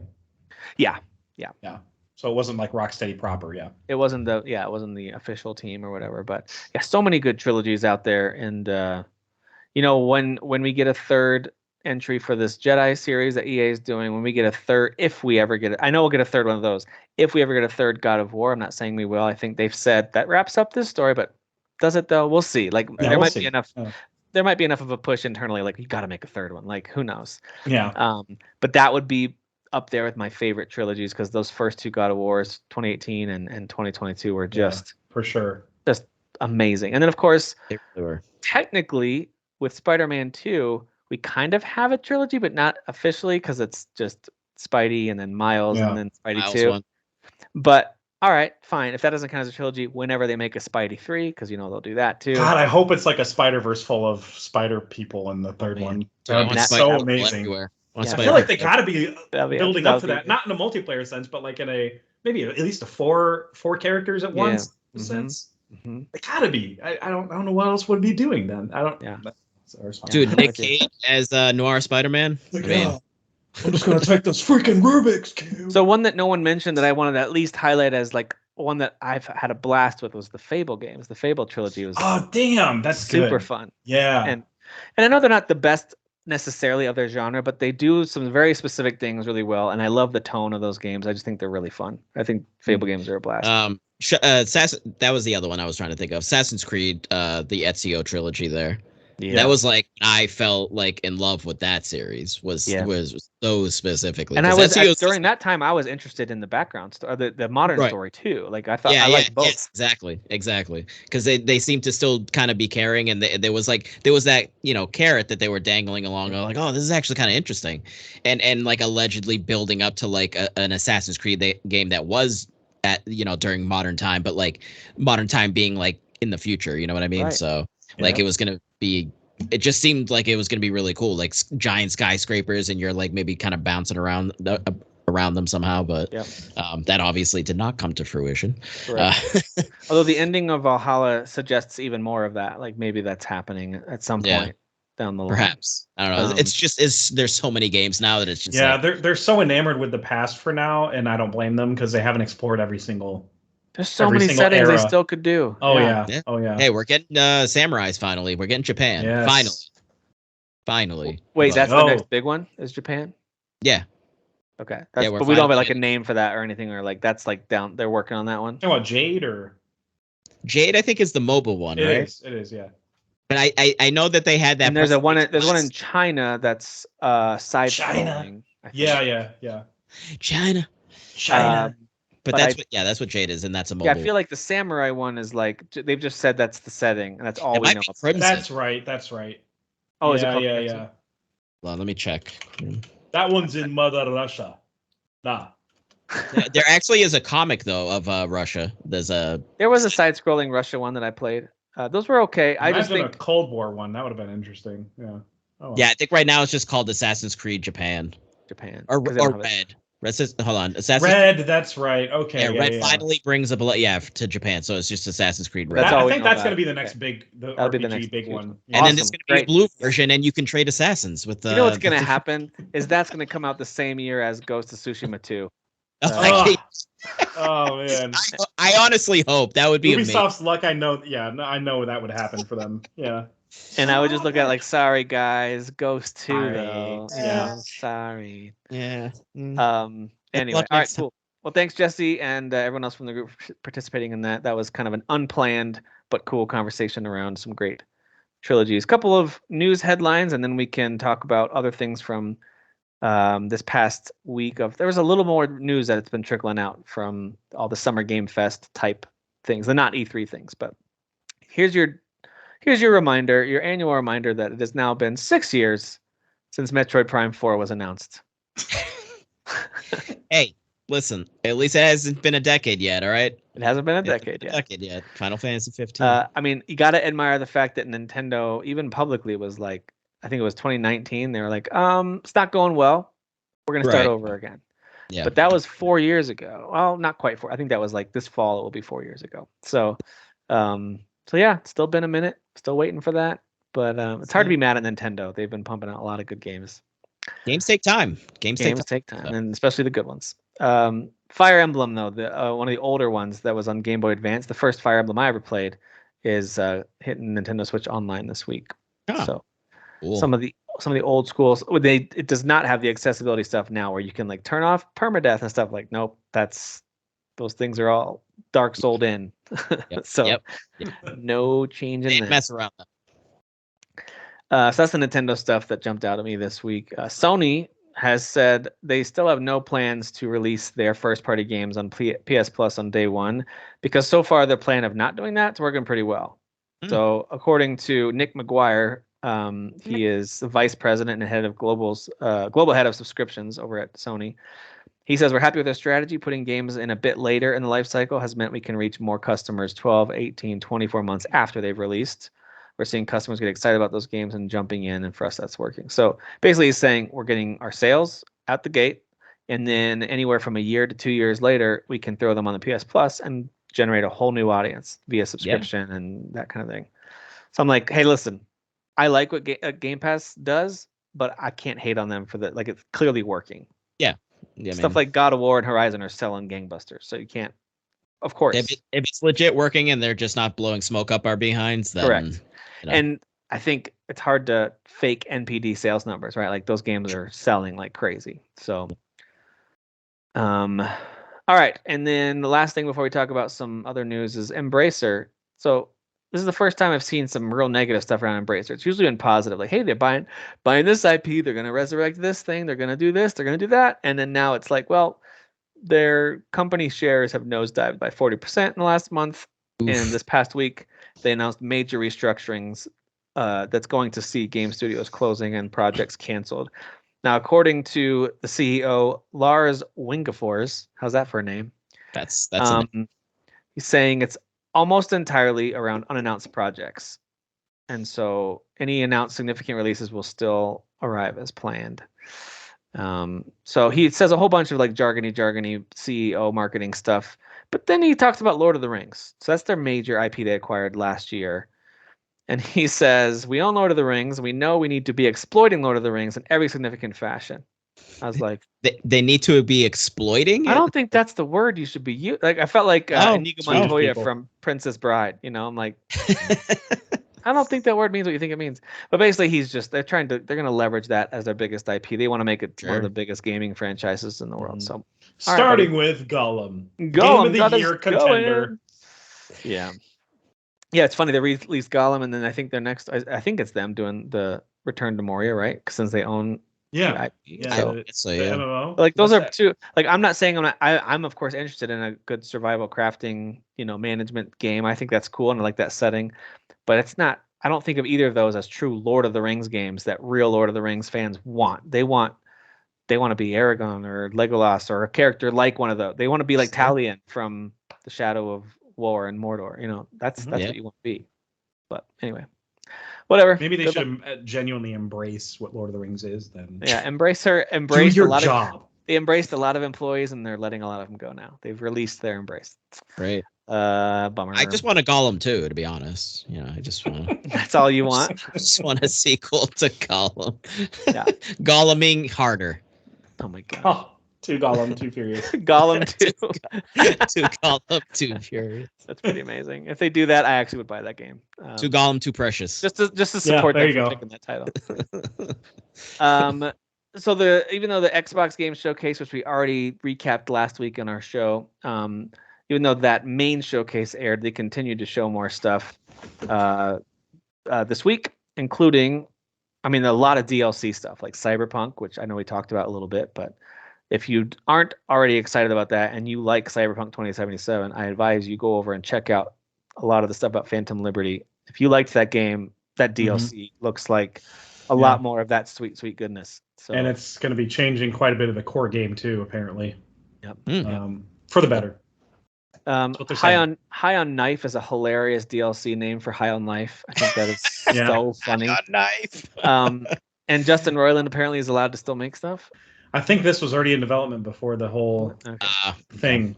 Even that lawsuit ended up either dismissed. I think it's gone. I don't know if he's innocent, but I don't think he's still under. I don't. I think it was like dismissed on different grounds than. Oh, he clearly didn't do this. It was something else. I'm not sure it's clear one way or the other. I just know that I think that's quieted down. And Rick and Morty are actually in the middle casting other people for his roles. So they've already written the season. Like the season's done. So. He's still done in other regards. It's just I think with this one it was like, well, he's already written and voice acted all these roles. We might as well finish up the DLC. We have a contract. Well, he already. Well. Hold on a minute there, dude. Lamplighters League looks pretty fun. That comes out in October.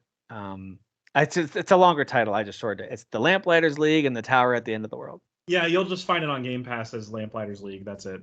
Yeah. But it's right there. It's under coming soon in Game Pass, yeah. It looks fun. That looks pretty cool. I love the Avowed interview. I highly recommend people go watch that because they kind of explain the scope a little better because it's it is like Outer Worlds just in a different setting, right? Yeah, it's Outer Worlds, but it also occurs in the Pillar. Fun. I think their property is Pillars of Eternity because it occurs in the same world as Pillars of Eternity. I don't think I knew that. Okay. Yeah. And it's so like they're able to borrow from their own lore that they've already established, which is pretty rad. But I don't think maybe help them complete the game sooner because I thought Avowed would have been a long way off. Yeah, I know, me too. It's sounding like it might be a next year game. Yeah. Yeah, I think it might genuinely hit that mark of next year. And I do love that it's Outer Worlds but fantasy, especially if it's not Skyrim. Like full on like Skyrim style, where because Outer Worlds wasn't like that, right? It was like open areas. Each planet was like an open area, basically. Yeah, I wouldn't, of course, put these in like a AA range, like down with some of your like Focus Entertainment or whatever. But like, it just feels like they are. It's not so big that it's gonna like. It's not like playing Valhalla. It might be more like playing Assassin's Creed Syndicate or the upcoming Mirage or something. So it's just it's a more focused version of that stuff. And I totally down with that. You can totally have a AAA game in that vein. So I'm looking. And Outer Worlds to me was completely a AAA game. I don't know. Oh yeah, it felt like a comprehensive AAA experience. It totally did. I don't know what the first Descendant is. It looks like it's just another third-person shooter. Multiplayer versus type game. Cool. That's what it looks like to me. They don't make enough. I think Towerborn's like the Castle Crashers looking one, right? Yes. Yeah. That one looks fun. I can't remember what they said about this one, unfortunately. That's very unfortunate. I only vividly remember what they showed on the last game, unfortunately. I say Castle Crashers not in terms of art, because the art style does not look like that, but it just looks like a 4-player kind of beat 'em up hack and slash. I might have actually fast forwarded through this because they were not showing gameplay. They were just talking about it. Yeah, I think they were just talking. Okay. I was like, fast forward. So I wasn't really listening. The arcade challenge coming in July for Hi-Fi Rush does sound fun. Yeah, there's like 2 new modes, and one of them is like one of them's like a beat rush, I guess they call it, where it's like the more enemies you defeat, the beat gets just faster and faster to the point where it's like impossible. That one sounds fun. I can't remember what the other one is, but that game rules. Fun. Yeah, I will not let that game be forgotten. I mean, no. I can't promise that it's necessarily going to be something I fight for on our shared list, but it'll certainly be on my top 10 this year. What a fun freaking game. Yeah. We talked about Elder Scrolls Online Necrom already. Phasmophobia is coming to consoles. Exoprimal. By the way, Exoprimal will be a really fun one from Capcom to be a surprise fun game. I'm not expecting it to be good, but if Exoprimal ends up being fun, I would I would love that because the idea of like robots and dinosaurs, like futuristic dinosaur combat, like that sounds cool. I just didn't think any of it looked like Tim game. I think it's just gonna be like a stupidly fun swimming in sevens game, probably. That's what I'm. That would be great. Be dumb fun. I would dig that. Yeah. Yeah. Do you think is it like Dynasty Warriors but with guns? Like you're just sweeping through huge swarms of enemies? Is it like that?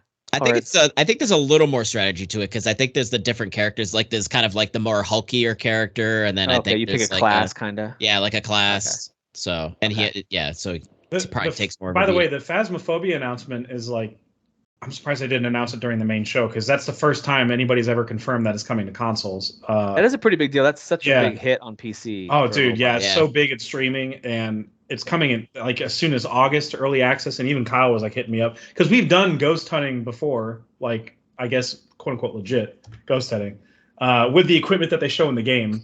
So that's like kind of fun. He and I were like, yeah, we got to put a crew together and do that whenever it hits Series X. I did join in on somebody that was playing that game, and I was one of the people. Like I joined in on the stream. I was playing it. That game is a little confusing to like play though, so I hope maybe they add like a better tutorial because it kind of like if you just like jump in, and especially with people who already know, then they're kind of having to explain it to you. It doesn't really just explain what all the equipment is. I mean, you know, like what a flashlight is, obviously when you grab a flashlight, but there's just obviously some other things. Scan the environment. So yeah, Kyle and I have like foreknowledge of that, so we would be able to go in and be like, grab the spirit box, grab the whatever, the K2 meter, grab. You know, we would know what those are. But like when you start like a match, so to speak. Sorry, I just whacked the microphone. You're like in the van, or not the van, but like sort of like the truck thing that there's just a wall of like equipment. Yeah. And I was like, I don't know what any of this shit is. No clue.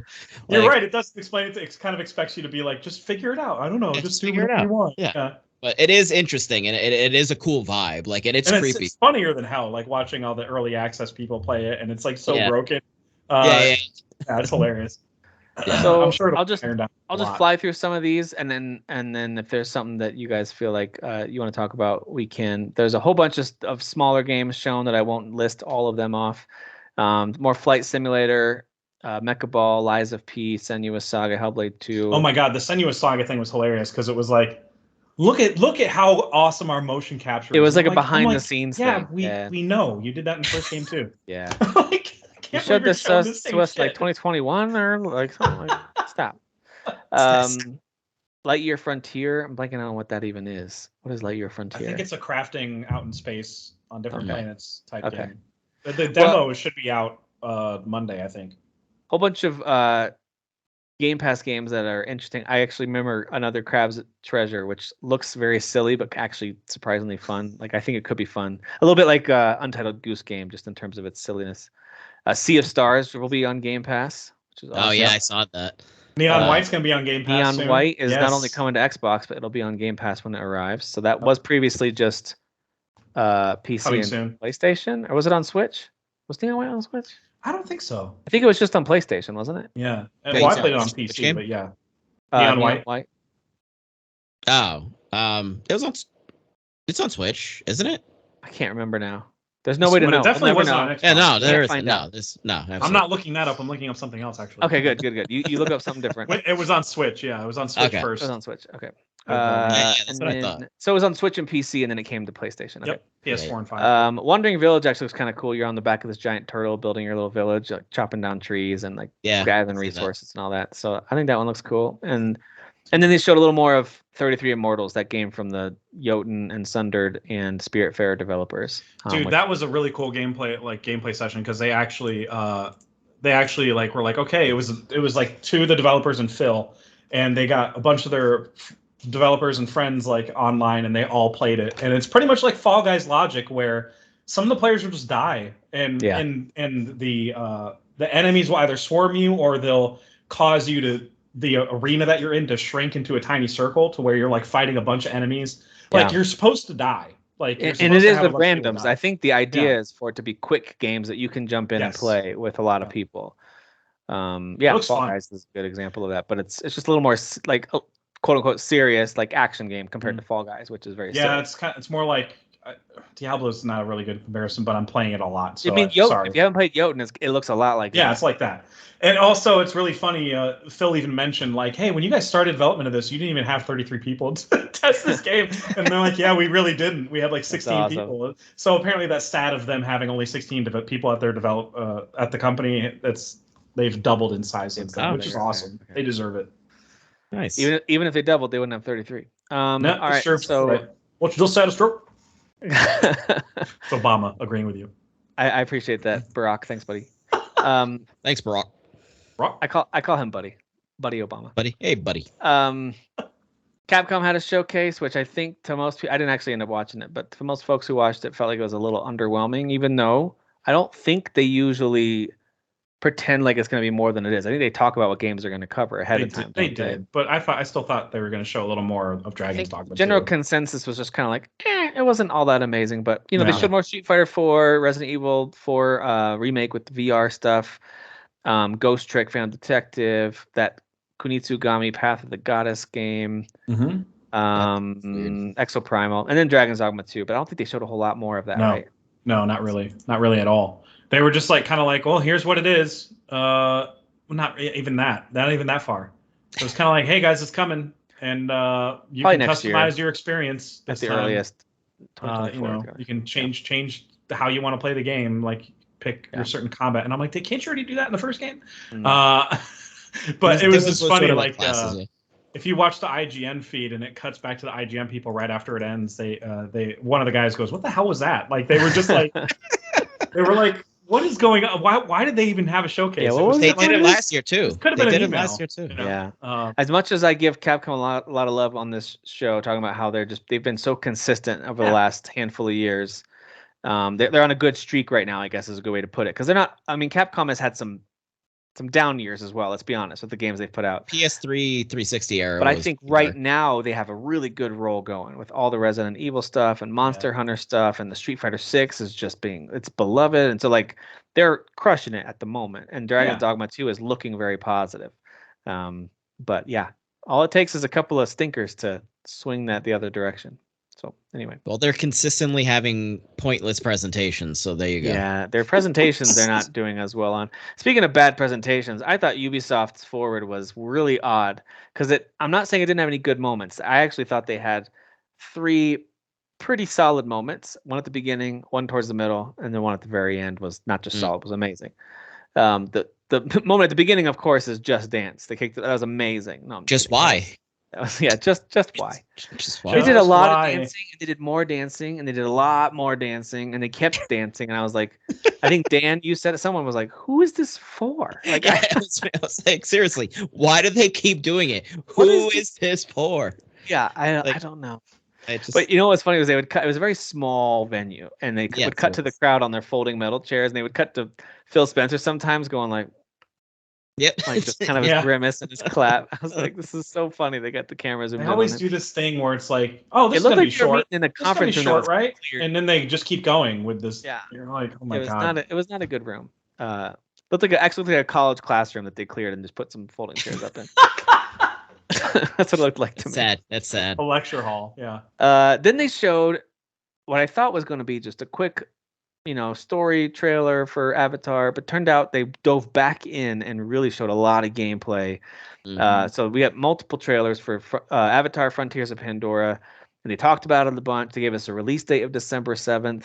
It's going to be a brand new story and new characters. It's kind of happening, in around the same time. Like you'll see some connections to the movie stories, but they wanted to give you, and I love this. Like, don't make me be Jake Sully or whatever. Like, let me do my Jake own. Sully, yeah. And I'm loving it that they're doing that, and so I think it actually looks surprisingly good. But do we know how much the main character is going to say "bro"? Because it better be at least 80,000 times. I hope it's a lot. Yeah, I hope it's a lot. Bro, they said "bro" so much in Way of Water. The flying looked so good. I don't know if it will be good, but it looks so fun flying on those dragons. That was exactly what I wanted the flying to look like in this game. Like pull out to third person, and then third person, yeah. Because I didn't know the game was going to be first person. I thought it was going to be third person, but it looks like it's going to be a Far Cry experience. Fry Cry. That was great.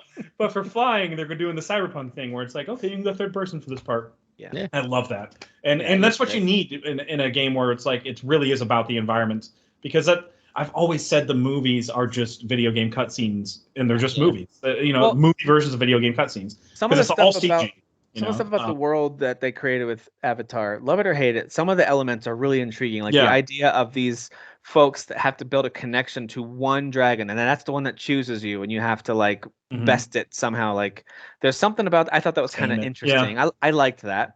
And they're clearly doing that also in this game, where you get one of these dragon things to ride, and then you can customize it and put armor on it and stuff. Like it's your mount, and I'm like, I like that. That kind of fits in with what. There's way more crafting involved too. Like when you're at base camp, you can craft this food that gives you these certain perks or these buffs or whatever. Very Far Cry like. Yeah, exactly. This is really just Far Cry Pandora edition. Like pretty much. We didn't see any towers yet, but we'll see. I'm sure there will. Yeah, I'm sure. I'm sure you'll go up to a tree and attach your tail to it or whatever. Yeah, there's gonna be outposts. And then it'll scan everything. Yeah. It'll scan it all. Yeah. I am excited for that. And December 7th, what a great time for that to release. There's nothing else in that window right now. So that's actually a pretty good. Actually, I feel like Ubisoft they don't shy away from launching a new game IP at least, because this is a new IP for gaming at least. Okay, not a new IP, but like they did that with Immortals. They did it with Assassin's Creed Valhalla. They released it like December 3rd one year, I think. So anyway, they're not afraid of. Yeah, this is the Division developer, Division 1 and 2. And so it's not the last time we'll hear from them in this showcase, but yeah, they're taking some big swings. They're making 2 massive games based on huge franchises, and they look very far along. Like I'm very impressed with what they're showing. Yeah, I think they're all trapped at the office. None of them can go home or have lives. I don't know how they're doing this. They're crunching out the ass. Yeah, I was gonna say one looks substantially better, to be honest. Not that I'm saying that this looked bad, but like I was actually shocked by the last thing. Yeah, we'll talk about Star Wars. I agree with you. It looks better. I'm just more interested in Star Wars, but for an Avatar game, I can't really point to much that says to make it better for Avatar, it should have done this. It's like I think it's about as good of a version of an Avatar game that you could ask for. From what there was just something about. I don't know. There was just something going on. Is more interesting by far. The whole universe. No, I just mean like even just the way that game looks. There's just something to the detail of like everything in that game that when I saw that I was like, this looks next gen to me. Yep. Like, yep. Well, they do have a shooter coming out called X Defiant. I guess streamers are playing it and having a blast based on their sizzle reel. So that's the beta's hitting this week actually. Was this the game that they were like, we're gonna announce a huge game? It's gonna be awesome. I remember that. It was such a letdown. I was like, and it was like X Defiant. Everybody was like, the hell? But they did that last year, I think, when they announced we thought it was going to be some big Division game or something like that, and then it ended up being X Defiant, and all the dislikes. I think that's around the time they removed dislikes from YouTube, because it was like so heavily disliked. Well, that's people started doing their own math. They're like, okay, here's number of views, here's number of likes. I have an idea of what the dislike count probably is. Sure.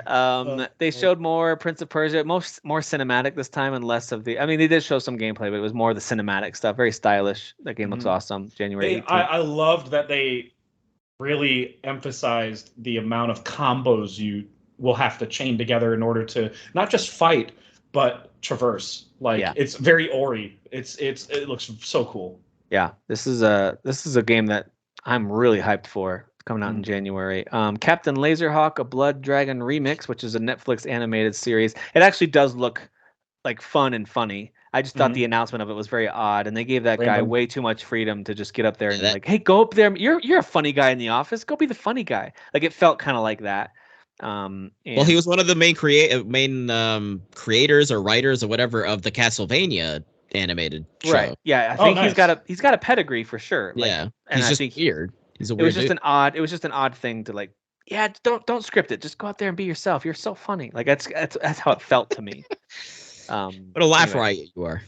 But anyway, it actually that animated series does look like funny and creative. I'm sure it's good. Yeah. We'll see. We'll skip the mobile games. The Division mobile game was so disappointing because I was like, oh, Division, research. Yeah, the Division developer has moved on from that series, so now I'm like have no hope for it anymore. Yeah, so that was a mobile game. I just don't. And then we got a live performance from the Skull and Bones. Sorry, I tried to say it without laughing. Skull and Bones is still happening. They have a closed beta scheduled for August 25th. Yeah, okay, I bet. But hey, I will say this. the deep voices of those singers, pretty impressive. Yeah, I'm so jealous. It was a good performance. The deep I can't do timbre. Yo-ho. I can't do that. The deep timbre difficult. of those baritone and bass voices was awesome. Yeah. But no, that game has so much to prove, even to folks like me who have been trying to be optimistic about it. I'm like, you're trying to keep it P, but I was trying to keep it P, but they just kept stepping all over my P. They stepped right all over it. They just kept stomping on it. They showed a sizzle reel of a whole bunch of stuff, like new seasons of things or new updates to stuff like Anno, For Honor, Trackmania, the Sparks of Hope DLC, Roller Champions, Brawlhalla, Rocksmith Plus, The Crew 2, and Riders Republic. They just kind of flew through a whole bunch of stuff real fast. They're like, hey, don't forget, we make lots of games. The DLC, I guess, is not out yet for Sparks of Hope, but everything else looks like it's out already. Yeah, I think it's mostly like updates, new content, whatever. And then they did show off the game that was leaked, I think, a couple weeks ago. That was the Crew Motorfest. They showed a cinematic trailer with an overview, and then they showed some gameplay clips and stuff set in Hawaii. And the whole time watching it, I'm like, doesn't look as good as Forza Horizon. That's all I kept thinking the whole time I was watching it. I'm sure it's fun. Great setting, though. Hawaii is a fantastic setting. Oh, yeah, I love that. And it comes out September 14th. So that's Ubisoft does have two relatively big games, The Crew and Assassin's Creed Mirage, coming out later this year. So, and then they've got Avatar on December 7th. Wow, they're kind of hitting it pretty hard over. Y'all gonna play Avatar? Yeah. We got a new joke, everybody. Y'all gonna play Avatar? Then they hit some VR, I don't know how to read or whatever he says. I mean, I almost turned it off during the Assassin's Creed Nexus VR thing. Like, I like Assassin's Creed, but like this just looked so. It honestly looked like 6 years ago when someone was just doing some tech demos on VR. Like, you can play as Ezio, Cassandra, and Connor. I just thought it looked really hokey, but whatever. Maybe it's great. I'm also a little jaded about VR because I'm like, I'm not going to spend that kind of money for that kind of tech. And I'm just not interested. So the mobile game you talked about earlier, set in China, called Assassin's Creed Codename Jade. China. And then they showed a story trailer, which I thought really helped increase my intrigue for Assassin's Creed Mirage. I'm very interested in this story of Basim's origin story. It clearly showed him younger and then older. It was kind of cool. He's the one that is he the one that shows you the ropes in Valhalla? Yeah, he's the only connection to really the assassins in that game, because Valhalla is otherwise just a Viking. Yeah, it's just a Viking game, but he's like, hey, you can also assassinate people, by the way. Yeah, it's like the Anglo-Saxons versus the Nords or whatever. Like, it's just kind of that story. And it's, by the way, there's an assassin who has a hut over here if you want to do like side missions for him. By the way, yeah. But of course, if you played that whole game and if you finished it, there's a really key, like, that story kind of wraps up and kind of leads into what could come next, and he's a key part of it. Cool. Because of what they do. I won't say too much more about it, but it's interesting. Like, that part was like, oh, they should have made him more front and center. This is a big deal, but whatever. But I think Mirage looks really interesting. I'm very excited. It comes out on October 12th, the best day of the fall. The gameplay is just the gameplay overview. I mean, it's great. So slick, dude. I mean, I know I feel like a broken record. I feel like I say that every Assassin's Creed showcase where I'm like, oh, you could do that too. But it's just the way that they emphasize the actual assassin part. And it's like to show people it's a return to form. It's not so much doing a quote unquote gimmick where you're not Vikinging around. You're not you're not being like a Greek Spartan soldier. You're genuinely back to being an assassin and agreed. And dipping in and killing somebody and then dipping out. You know? In what looks like a pretty confined city with a lot of verticality to it. It looks like a lot of fun. Yeah. So very excited for that one. It comes out October 12th. And then they did a deep dive into Star Wars Outlaws. We saw a bunch of gameplay of that. I watched it twice. So much gameplay. Oh my God, dude. So excited for this. And it's also got some great space combat. It's got a ton for you to do. I don't want to be cynical, but this is what I always joked about with like Fallen Order, aside from the Dragon Age thing. It's like this is what I want from a Star Wars game. You like the late shooting more than the melee stuff? No, it's just more. It's more that, like, for me in my head is like, if I'm gonna play a space game, like, just let me explore a universe. Like, I want to just like jump in a ship and just fricking go, and there's space and there's planets I can go. Got Starfield coming out in a couple months. Yeah, that's true. That's very true. It's exactly. I see what you're saying. But does like, this have me, like truly open exploration like that? I mean, I know it kind of looked like it with the spaceship stuff, but it could have been more linear than we realized. I didn't know for sure. I don't know, but if it is like that, then that's just like kind of like another little like bullet point of like, oh, that's pretty cool. That's pretty cool. Yeah.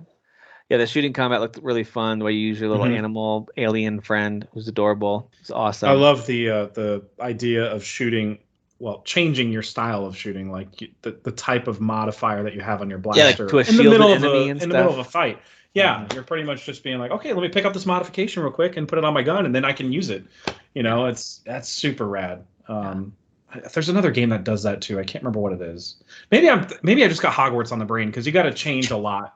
In the middle of combat, you got to change what spells you're using and stuff like that. It's almost like switching stances, but you don't have a lightsaber, so instead you're kind of swapping out some. True. So, but yeah, that game looks so good. And also, you probably could have done that whole mission that she's doing in the showcase, stealth, and she messed up. And they wanted to show you what it looks like when you mess up and when have shit hits to fight the fan. your way out. Yeah, and she didn't kill everybody. She's just like, okay, mission's done. Let's go. Eventually, she just bailed and jumped on a motorcycle and took off. Kill everybody. Oh my god, and then the freaking like all the choices you get to make. You go back to the place to basically get your loot, right? Get your monies, and there's that person there, and she's going to like shoot her.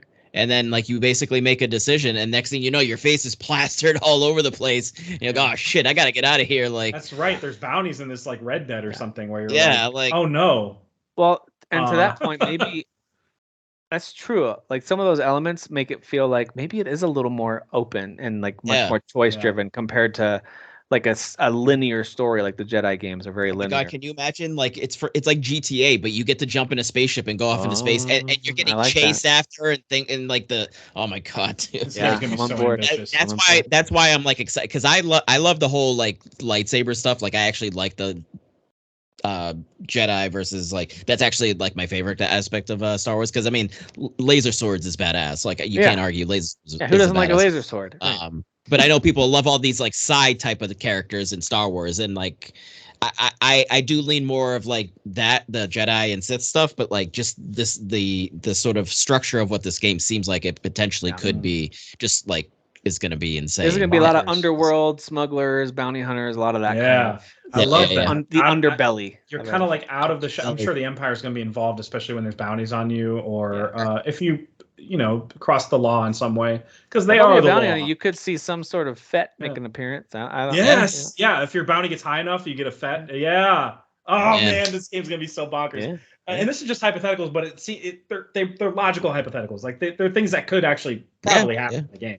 But the fact that like the Division developer went from you're just gonna have to walk around in the city to you can fly around or drive around or whatever. Like it's just so cool, the leaps that this developer has made for Ubisoft. Like, I don't know if they said where in the timeline it happens. If they did, I missed it. It's between Empire and Jedi. They showed Han Solo frozen in the car. Oh, okay. Got it. Okay, okay. Yeah, it's a good time. Interesting timeline, yeah. At least we all know it. There's not going to need to be an explanation of, the Empire fell, but we're picking up the pieces. Or there's not going to be that explanation. Like, what the score is. For me personally, the way they did Frontiers of Pandora, and I know it was a little bit late. I mean, Prince of Persia, of course, looks great, but Frontiers of Pandora, and then when they gave us some deep dive into Assassin's Creed Mirage, and then wrapped it up with Star Wars Outlaws, overall, I felt very positive. But when you look at the full list of games, it really is just those 4 games. You've got it is, it's a showcase Avatar, of 4 games Prince of Persia, Mirage, and Star Wars. Like, those are the ones that I care about. I didn't care about almost anything else. Dude, honestly, what made this showcase like stand out above quite a few others is the fact that Star Wars Outlaws is probably my favorite thing that was shown at this whole not E3 thing that's been going. Like, it was, not even Spider-Man 2. Like, I mean, as hyped as I am for that game, and as much as I freaked out over some of the things, which you can go watch on our watch along. Yep.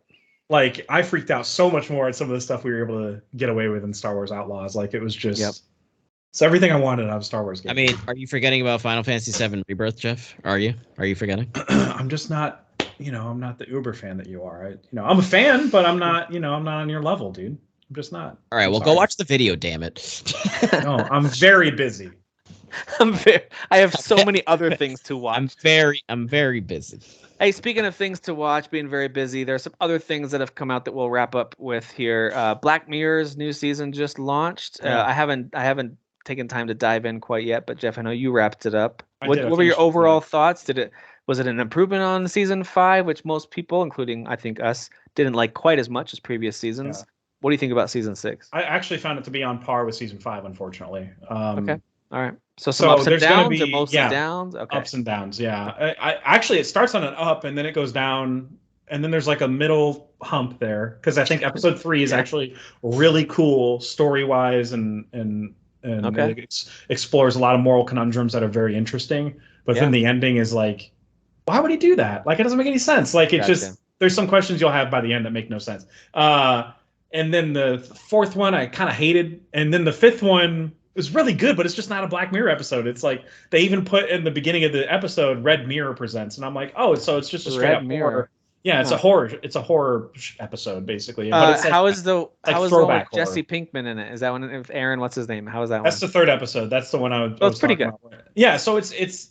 I think you'll really like the concept of it. Yeah. Because it's about 2 guys at a space station, but they're also able to, through technology that I won't spoil, they're also able to have a life on Earth while they're up in space. Oh, that's interesting. Okay. And there's a lot of messed up stuff. There's some things happening. Oh my God, so much messed up stuff happens in it. But I think the main problem working against the episode is it's like a 90-minute episode, and it could have been an hour long. And you're like, why is this so long? And then the ending was like a huge head scratcher to me. I was like, what? Why would he do that? But the first episode's wacky and fun. It's called Joan is Afraid. Joan is Awful, not afraid. I was thinking Bo is Afraid. But Joan is Awful. And it's like a whole meta commentary on Netflix and the state of streaming, and how actors are signing over their likenesses for AI and CG usage. And it's also apparently Charlie Booker or something like that, the guy who created Black Mirror. He said he got the inspiration for like the show The Dropout, which is about Elizabeth Holmes, who talks like, "Hi guys, I'm Elizabeth Holmes, and I invented the blood, blah blah blah." I think she's going to jail or whatever for defrauding a bunch of people. But yeah. Okay. But he was like, I got the idea, like imagining what would it be like if she was watching that show, the real Elizabeth Holmes. What was it like for her to watch the show The Dropout with Amanda Seyfried playing her? You know, that must have been super weird. So he wrote this whole episode about, you know, a Elizabeth Holmes type of personality watching a Netflix show about her as it's happening. And like, there's a whole lot going on. It's nutty. It gets the main character is played by Annie Murphy, and she starts doing crazy things just to see if that'll play out on the show. She starts doing nuttier and nuttier. It's a straight up comedy. It's so funny. And the last episode's really good. It's just straight up horror though. So if you're not into a completely different genre, and there's no Black Mirror, you know, elements to it, you might not be into it, but I thought it was really cool. Okay. All right. But yeah, I'll still give that season a watch. I've enjoyed so much of it. I think I liked season 5 more than some people did. I'm not saying it was on par with the incredible earlier seasons. Like some of them are just changing the way you think of TV and how good it can be. But I still liked a good chunk of season 5. I thought there were a handful of episodes in there that were pretty great. Yeah, I didn't mind the VR one where the guys are like kind of acting out gay fantasies or whatever it was. That was actually a really good episode. Those concepts were really interesting. Exactly. They're exploring some things that are like, it's kind of relevant in today's world in some ways, and it's just interesting. Like a lot of Black Mirror is definitely like, what if you were in this position? Like there's a lot of that. That's the interesting part of the season, is it's not so much there is a what if element to it, but a lot of the show takes place, with the first episode being an exception. 4 of the episodes occur in the past. So it's him taking technology from today, or hypothetical technology, or technology that will never exist, and putting it in the past. Maybe as a way to say, how did we get here? But I don't think he even goes that far. He just doesn't go far enough, like compared to previous seasons. Okay. In my opinion. Maybe he's not interested in doing that anymore. Like, we're already at a messed up place technology wise. Why would I want to explore it even further? True. You know? Yeah, it does feel like we're living in a Black Mirror episode a lot of times. Every day. So speaking of Netflix, Extraction 2 is out. Oh my gosh. And So Chris Hemsworth, we call him Hemmers around here. That's how we do things. Is that what we do? I've literally never heard that before in my life. Just like James Cameron, we call him Cammers, and yeah, I call him Jim Cam. Yeah, and Hideo Kojima, we call him Jeemers. Yeah. Jeemers. So we've got names for everybody.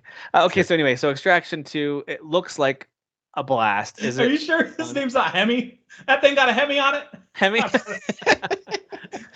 That's better than Hemmer. Big ol' Hemi. I like Hemi. Yeah. Big ol' Hemi. So now, by the way, is this one of the last movies he'll be in for a little while? I think, right? I remember him saying, "Hey, I want to take a break after I could potentially." Oh, he's at a higher threshold to possibly. Yeah, he's got some health concerns. Dementia or Alzheimer's. Yeah. He found that he has like a genetic marker that makes him more susceptible, more likely to get. Especially when you see like what's going on with Bruce Willis. Like, I get it, man. Take time with your family for a bit. Exactly. I totally get that. Yeah. Totally. I don't know about that. I think he'll keep working. I mean, he's still doing press and stuff. I think he'll keep working, but he'll just be more cautious, which I get. But yeah, this movie is being talked about a lot for this 22-minute action sequence that is one shot, which is, it just means the camera doesn't cut, but I'm sure there's clever cuts, every now and then. There has to be, because there are parts where the trailer shows you this. It's happening inside a prison that's where it starts. But eventually it goes outside the prison, and the stuff that they do outside the prison, I'm like, there's no way they didn't cut. There's no freaking way. Because eventually they end up on a train, and I'm like, this is insane. How did they do this? So it's just, you're going to have your mind blown. It occurs about, I think it starts around the 20-minute, 30-minute mark. Okay. And when you just buckle up, I mean, it's just one of the best action sequences I've ever seen in my life. That's awesome. It's insane. And that's in a world where John Wick 4 exists. You're saying that. Yeah, exactly. Like John Wick 4 had like 2 back-to-back sequences that were like, oh, those are the best action sequences I've ever seen in my life. And then Extraction 2 found a way to be on par with those somehow. Wow. That's saying a lot, man. Yeah. That's saying a lot. I think Kyle. And is it similar to the first one in that, like, the story is like, it is what it is, it's fine, but the action makes it. It's called Extraction. He's hired to go get people from a place. That's it. That's the story. Or to extract them. They add a little more depth to him this time. You might say. One might say. Well, that's called an extraction, brother. Hold on a bit there, dude. Hold it, Crow. Hey. Sorry. By the way, I do love on the Dudesy podcast when Chad's trying to talk and then Will will just turn to him and be like, "Well, I know you want to say something there, brother. Well, like, I'm gonna let you talk. Like, but he keeps putting his hands getting like closer and closer to his face. His hands just gets closer to his face every time. It's Chad on is a such t-shirt a good now. I mean, you can tell they're good buddies because Chad seems like such a good sport about all. He's so patient. That's what that's how it comes off. Because Will Sasso has like an insane sense of humor. He's truly. They used to do a podcast called 10-Minute Podcast together with one of their buddies, Tommy Blacha, who wrote on Metalocalypse, I think. But anyway, they used to do this segment called I don't remember what it was. They used to just have callers come in and ask Chad these existential questions because he's very much a deep philosophical thinker and talks about AI a lot and stuff like that.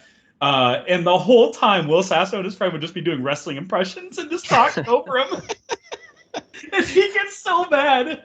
He'd be like, but I think, a lot of minutes, dude. So I think that's probably why Chad likes the fact that they had to agree that AI named Dudesy is in charge of this podcast. Yes. We have to cover the topics that the AI decides. I have to dress up the way that, like, the AI will decide. You have to read all these news headlines in the voice of Stone Cold Steve Austin. Yeah. Go. Like, and then he has to do that. Like, I love that. I love the childhood diary and the childhood diary. He has to read a childhood diary in the voice of Stone Cold Steve Austin, but the AI wrote the childhood diary, and these are all like fake names. Yeah, it's all made up. It makes no sense. Like, one of his friends' name from childhood is Gibber Pavalia. It's a fake name. Makes no sense. He's like, I don't know what this is. He's so confused when he reads it. Yeah. It's so funny. I love that show so much. I know we got off track there for a second there, but so Extraction. That's okay. But yeah, Extraction I do recommend purely for the camera work and the stunt work. It's just incredible. Even outside of the single shot thing, I think some of the action's really clever. And they do add some depth to Chris Hemi's character. Because he used to be a dad, and so they kind of dive a little deeper in there. But it's more of like a 2-hour long episode of like something like The Blacklist, where they're not going to dive deep into this stuff. They're just going to go surface level, and the action is the star of the show. You know, This is a sequel, right? Not a prequel to the first one. Correct. Yeah, it's not a Red Dead 2 situation. Yeah. Yeah, I only asked that because at the end of the first one, his status is certainly unknown at best. Well, they allude to him being alive at the in the very last shot of the movie. I remember that. Yeah. But yeah, like, but also like when you see what happens to him at the end of that one, you're like, no, he's not. No, he's dead. He's dead. They cover that in the opening 2 minutes of the movie. That's cool. Where it's like magically he didn't die. And you're like, okay, whatever. I'll just go along with it. That's fine. And it's funny because when he's asked to do a job, he's still limping around and he's still got and he's like, okay, I'll go right now then. And I'm like, what the hell? You're in no shape to do this. Most of your blood was outside of your body. You were in a coma. What are you doing? It's like Michael Scarn, Yeah. The Office when he gets the call from the president again. It's like, wasn't the president the bad guy? And he's like, what? All right. That whole final sequence of the first Extraction movie was just kind of like, oh, I see how they're going to end this. He's definitely not going to make it. And then it's kind of like, wait, did they just suggest that he made it? What? He was shot right here. There's a scar in his neck now. They shot him right here. Neck. And he's like, hey, 50 Cent got shot in the head a dozen times, and he's I think that's a true story. Yeah. Yeah. That's true. I thought it was in the chest. I didn't think it was in the head, but okay. No, he's been shot in the head more than once. Okay. And then last but not least, the newest Pixar movie, Elemental. I thought it was okay. I did go in still with high hopes. I had the opposite thing with The Flash where I went in with low expectations. I kind of went in with higher expectations because this felt like a bigger idea, a bigger world for Pixar to kind of, a playground for them to play in. And they just didn't really scratch the surface conceptually on this whole element city, which is where it's primarily 4 races, quote unquote, of elements live, where you have the cloud people. I guess they represent air probably. Then you have the dirt soil people, then of course you have fire and water, which are the 2 leads right there. And the fire people are pretty much the whole story there is they can't intermingle with anybody because they destroy everything. But then they start this whole romance story starts with the main fire girl character and the water guy. And it's pretty much just a romance story. And I'm like, I really thought there'd be more to this. I kind of went in, I don't know. Maybe I'm oversimplifying it, but the jokes didn't really land for me they did with something like Onward, which is also a simple story about a road trip. The visuals remind me of Inside Out. I don't know if that's at all apt. Yes, the visuals will blow you away. The whole time I'm like, how did they do this? It was really cool how they had water. I don't know how they had certain elements mixing with each other when they shouldn't have, obviously. But Inside Out jokes not only landed, but the character. I cared so much about those characters. Dude, me too. I cared about an imaginary friend. I cared about an emotion that was sitting in the brain. What? Yeah, it makes no sense. You had an emotion. Yeah, sadness and joy is whole dynamic in that movie. Just really, that movie touched. It's genuinely a top 10 of all time movie. Inside Out. So good, man. I love that movie so much. Good. So that should explain why I'm such a whore. Your expectations should be high for Pixar. Yeah, exactly. But yeah, this movie is just a little too quote unquote simple for me. It kind of felt like a Illumination movie in a sense, where it was oh, they're appealing to the kids, because I heard kids laughing a lot. If this had been an Illumination movie, you might have been like, it wasn't too bad for an Illumination movie. It was pretty good. Right. Yeah. Especially with that animation style, I'd be like, who did they hire? Holy crap! Yeah. But that's just it's the angle that you're coming at it with. You were coming at it from up high, and you're like, oh. Whereas Super Mario, I went in with low expectations, and I still had a good time, but it's still there were parts that were you wanted more out of it. I know that. Yeah. But still, your expectations were this is Illumination, and it was all right. It wasn't the worst Illumination movie. Right? No, not at all. Not at all. Yes. It's not Minions or Minions, whatever. I mean, I know I enjoyed it more than you did, but I know that your expectation wasn't high going in, so that makes sense. I mean, if you saw this movie with your kids or what, I mean, you'd probably enjoy it more. Yeah. I mean, I don't know. I get annoyed by kids. No, I'm just kidding. It's the worst. It's like Tom Segura says when there was a baby crying in the theater. He's like, either shut it up or get it out. It's not wrong. It's not. I still graded it positively on Letterboxd because, there's still value in this movie.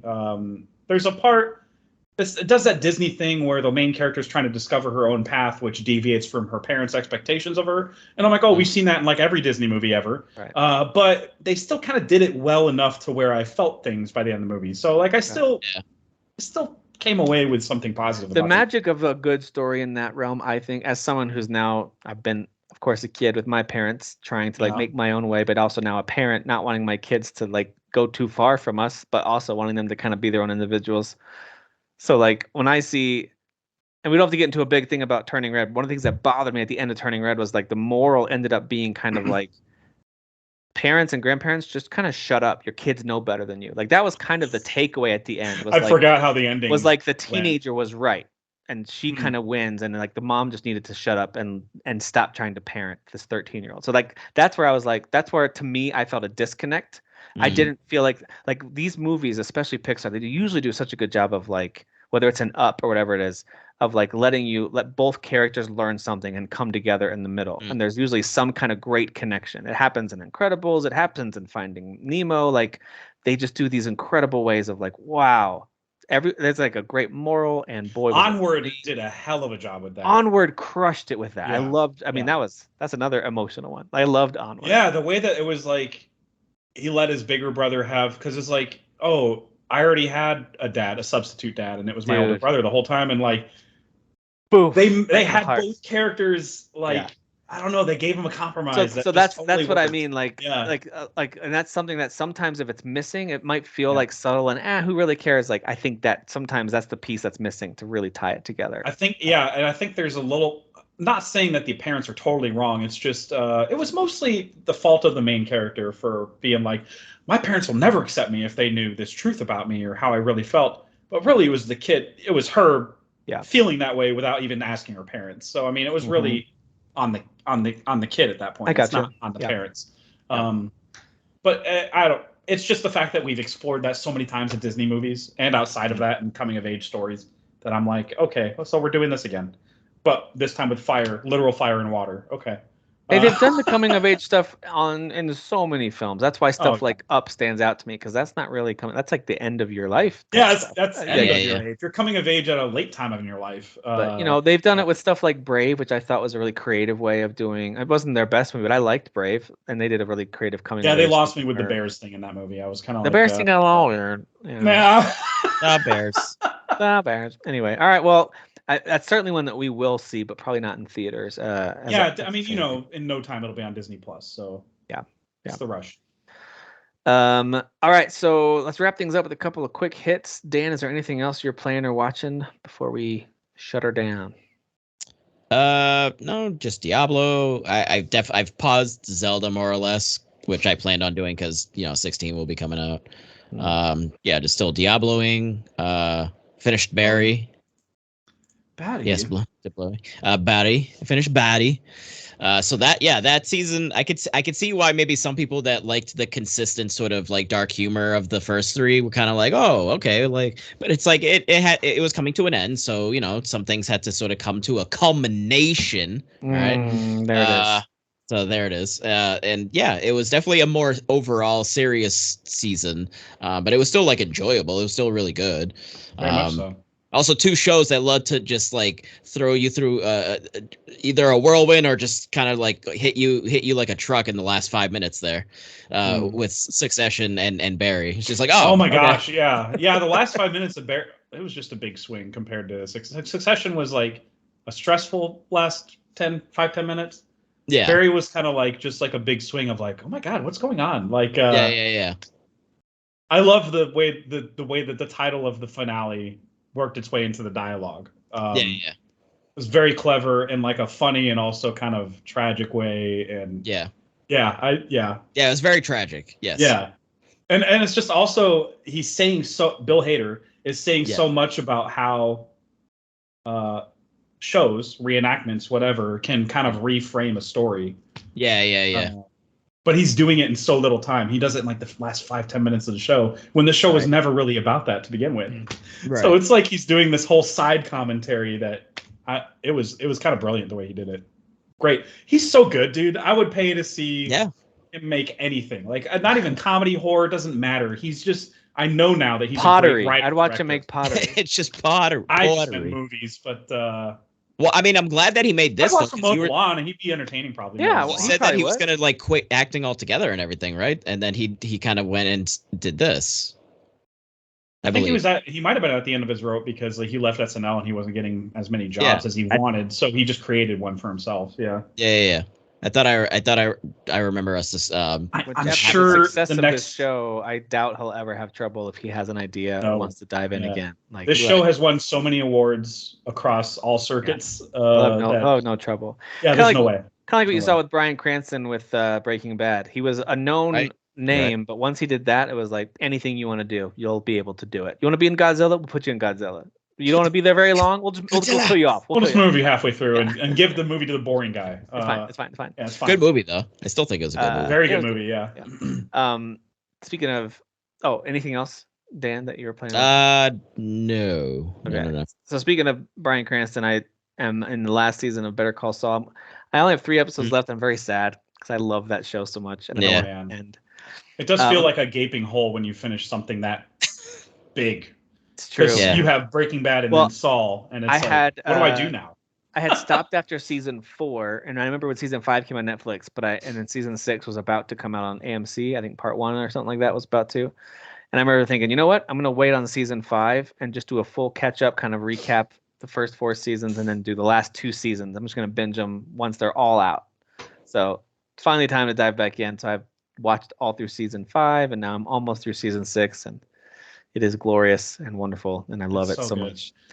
So you're past is it named Nacho? His critical episode and sure, yeah. God damn, what a great character. Yep. He just goes down in history as one of the greatest characters in TV, like drama. Like it's just so good. So I looked him up because I think he's such a good actor, and I was like, this guy needs to be in more stuff. Guy. Yeah. And he was Voss in Far Cry 3. Yeah. And I was like, of course, I should have seen it. He looks just like him. Like they clearly modeled the character after him too. Yes. Yeah. So of course that's who that is. But yeah. So that show's great.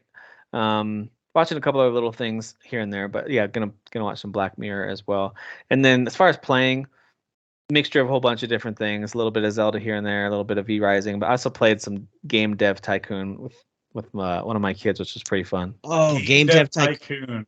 Okay. Oh, Tim. That already tells me what kind of game that is. That's really fun. No, that game that's a mobile game. But it's on Steam too. Yeah. Yeah. Oh, that game is so good. It's so fun. It has no business being this fun, but like, you start in your garage and you start developing games. It starts in the early 80s, and you can only develop for what is essentially the Commodore 64 or the PC. And then over time, Sega and Nintendo comes along, and then Sony like it's kind of like the real map, but it's like fake names of these companies. So instead of Nintendo, it's like Nintendo, it's Novtendo or something like that. Right. Instead of Sony, it's like Noni. So like they just changed the names a little bit. But I think with this one specifically, they were inspired by Game Dev Story. Have you played that one before, Tim? So that one I've played on mobile. It's pretty fun, but I think this one's better because the way that you actually like as you can create bigger and bigger games, you can actually assign your specialized staff to things. Like I want to assign you to level design. I want to assign you to world building and stuff. It is newer, so they probably kind of expanded. And then you adjust these sliders. Like, all right, if the game I'm making a casual racing go-kart game, I don't need my character dialogue to be very good. So I can lower that all the way down and instead allocate those points over here. Yeah. It's just fun. It's just it really is. It's technically like a business management sim type of a game, but it just happens to be video game centric. And you can name your games. You eventually unlock the ability to make sequels, and you attend a fake E3 show to try to gain more fans. Yep. It's just fun, man. I saw someone in the comments put like, I created a company named Bethesda and release a bug-free game every year. Nailed it. I was like, ouch. But anyway. Yeah, I kind of got surprisingly pulled back, and that game's like 10 years old now. I like it, man. That's a good time. It is. But anyway, I'm not at all done playing Zelda. I'm kind of I'll get into a mood where I'm gonna go build stuff and explore, and Zelda is gonna be the game for me for the rest of this whole year and beyond probably. But I'm just kind of biding my time because I am so intrigued and anticipating Final Fantasy XVI after that demo. That's really all I care about. And so as far as like diving into a game and charging through a story. Like, so I've only been kind of like diddling some stuff here and there. I'm not really diving. All about the diddles. Yeah, just a little bit. What about you, Jeff, as we close out? Anything else? Oh, yeah. So I mentioned I got a Series X. To break that in, since Layers of Fear came out on Thursday, I got the Series X on Wednesday, I think. I finally got a real console, huh? Yeah, finally. That's my background. I'm not an Xbot. It's just I'm very excited to have this console that gives me 4K, and some games are Dolby, so that's awesome. Right. So I also got, alongside that, I got the Starfield headset because I just love that design so much. And what my favorite thing about customized headsets are, like, they include sounds with it, like from the game. So like if I mute the mic, it makes like a space communicator sound, like with your ship. It's like boop boop. It's like really fun. And also the volume knobs are like your cans on your head, on like you're turning rotate these. them? Yeah, you just rotate them. You rotate. Cool. This one How come you're not wearing them tonight? What's the deal? I don't know. I'm just a big trader. I'm just a big phony. You don't even actually have these, dude. You don't even have. You make this. But anyway, that headset aside, to break in the console, I had to try Forza Horizon 5 like right away, because you just know that that's gonna be the true litmus test of how good that's gonna look. And of course, it looks amazing. Way better than, not way better, but a little better than it looked on my PC, because my PC is not high end. So it was always kind of like mid-tier, not 1440, but it was 4K, but it was just like everything was low. So to see it like in actual 4K Dolby, unbelievable, dude. And I jumped into the Rally Adventure DLC expansion, whatever it is. Okay. I don't know how big it is. But it is more traditional goals. Like the Hot Wheels goals are more like challenges, like get from here to here in 3 minutes, and it's like impossible for me because I'm kind of stupid when I drive at the game. So like I skipped that. I just went, okay, let's go back out to the world. I don't want to do this Hot Wheels stuff, even though it is fun. It's just like getting the goals is just very hard for me. I gotcha. Yeah. But the Rally Adventure is just like, just go on a race. Just go on a race and win it. Yeah, just go on this back road race, basically, right? Exactly. And that's the cool part about it, is like, that's the cool part about rally races in general, is like, it's kind of taking you out these back roads. You're going through forests. It's a real true test of what the graphics can look like in the game. It's really incredible. Even if it's not really doing anything new with Forza, it's still cool. And the other game I'm trying on the Series X is another run through of Cyberpunk. I'm doing a Nomad run this time, and this game is also Dolby compatible. And it looks incredible. Obviously, this game has been refined out the ass since it came out. So there's not, it doesn't look as glitchy, and like it's not as derpy, and it you don't have so characters smooth. Going like this with their arms I had that out. happen during the training exercise at the beginning, where I needed a refresher on the combat, and during the melee part, he just randomly goes the T. Yeah. Hasn't happened since. Everything looks really smooth and just incredible, especially first person when you're talking to people. I'm like, damn, this game has come so far. So I'm excited to actually get into that run. I'm skipping through dialogue on like critical story beats, because it's like, oh, I've done this before. I don't, I'm just trying to get ahead of, before the DLC comes out, because you can actually pre-order the game with the expansion, the Phantom Liberty expansion, and it's on sale, I think, on the Xbox store right now, for like a little bit, like 20% or something like that off. But anyway, those are the main things that I'm playing. And then I tried this demo called Ebenezer and the something world. Hold on, I gotta look it up. Ebenezer Scrooge. It is, yeah. Ebenezer and the Invisible World. Okay, so it's a Scrooge for real? Yeah, this is a sequel to the Christmas Carol, basically, but it's like an action. Oh. It's a Metroidvania, hand drawn. The animation looks so freaking cool. And sorry, what is this called? Ebenezer and the Invisible World. Look up the art style. You'll be like, holy crap. But yeah, like a ghost comes to you and says, hey, we helped you before. Can you do us a favor? Can you do us a solid and help us with this guy? And you're like, okay, cool. So you're supposed to go like along the way and just like start fighting people that give you grief, I guess. And sometimes there are ghosts that come up and try to fight you. So you take them out. That does look cool. Yeah, the art style is just super rad. The only thing is, it's like they haven't ironed out the controller support yet. So there would be like press a blank, and then for this, and I'd be like, what the hell am I supposed to press? It's blank. I don't. So they don't haven't ironed out controller support yet. It looks like also, a Clay game. You ever played like Mark of the Ninja and stuff? It kind of has a vibe of that. Yeah. It looks there's neat. There's no stealth or nothing like that. But like there is a cool aspect of it where you get to I think you get more ghosts along the way that can help you. But you start with this ghost that you can summon him for an attack, and just the animation of the ghost coming up and doing like an uppercut or something looks so good. Like the animation style is so rad. But yeah, it says it's similar to two games I've played: Spider-Man Remastered and Elder Scrolls Online. That's nothing like either of those games. It's exactly like those games. The last game I wanted to mention is just because I love it so much. Diablo 4. I'm like level 56 Necro still. I'm just loving this run as a corpse exploder, just dominating crowd control. Like, it feels so freaking good. I got to give a shout out to the website that I'm using for my build. It's called Rock Paper Shotgun. I'm sure lots of people have heard of it, but like they got like the best experts on like the builds, like because they're not saying you can do this build or you can do this build, or they're giving you this is the build that does the most damage, and follow this to the T, and you'll be in good shape. So I'm upgrading. Give me the recipe and I'll follow. Yeah, exactly. I'm upgrading exactly the way they tell me to, the right skills at the right time. Eventually you get Paragon boards where you can unlock, they give you like a board of like, I don't know, hundreds of abilities, and you're supposed to choose a path, and unlock certain special skills along the way. And then you attach another board to it that grants you another special ability. And like they mapped out exactly the boards that you're supposed to pick and how to align them, because you can rotate the boards and stuff.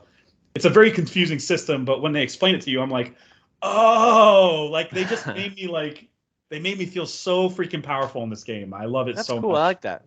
Yeah, easy game of the year contender for me, honestly. Even if the story's got some cool moments and some amazing CG Blizzard cutscenes that are just like jaw-dropping, and you'll like lose your mind over, especially in the third act. There's one that's just unbelievable. Yeah, they've been doing that for a while. I still remember and they haven't stopped. Warcraft 3 days when we would just rewatch. I remember that too. Cutscenes over and over again. I totally remember that too. Yeah. Launching up World of Warcraft for the first time and being like, "What is this?" Like, and then the game looks nothing like that. And the game is like a little cartoony overhead thing. You're like, whatever, go back to the cutscene.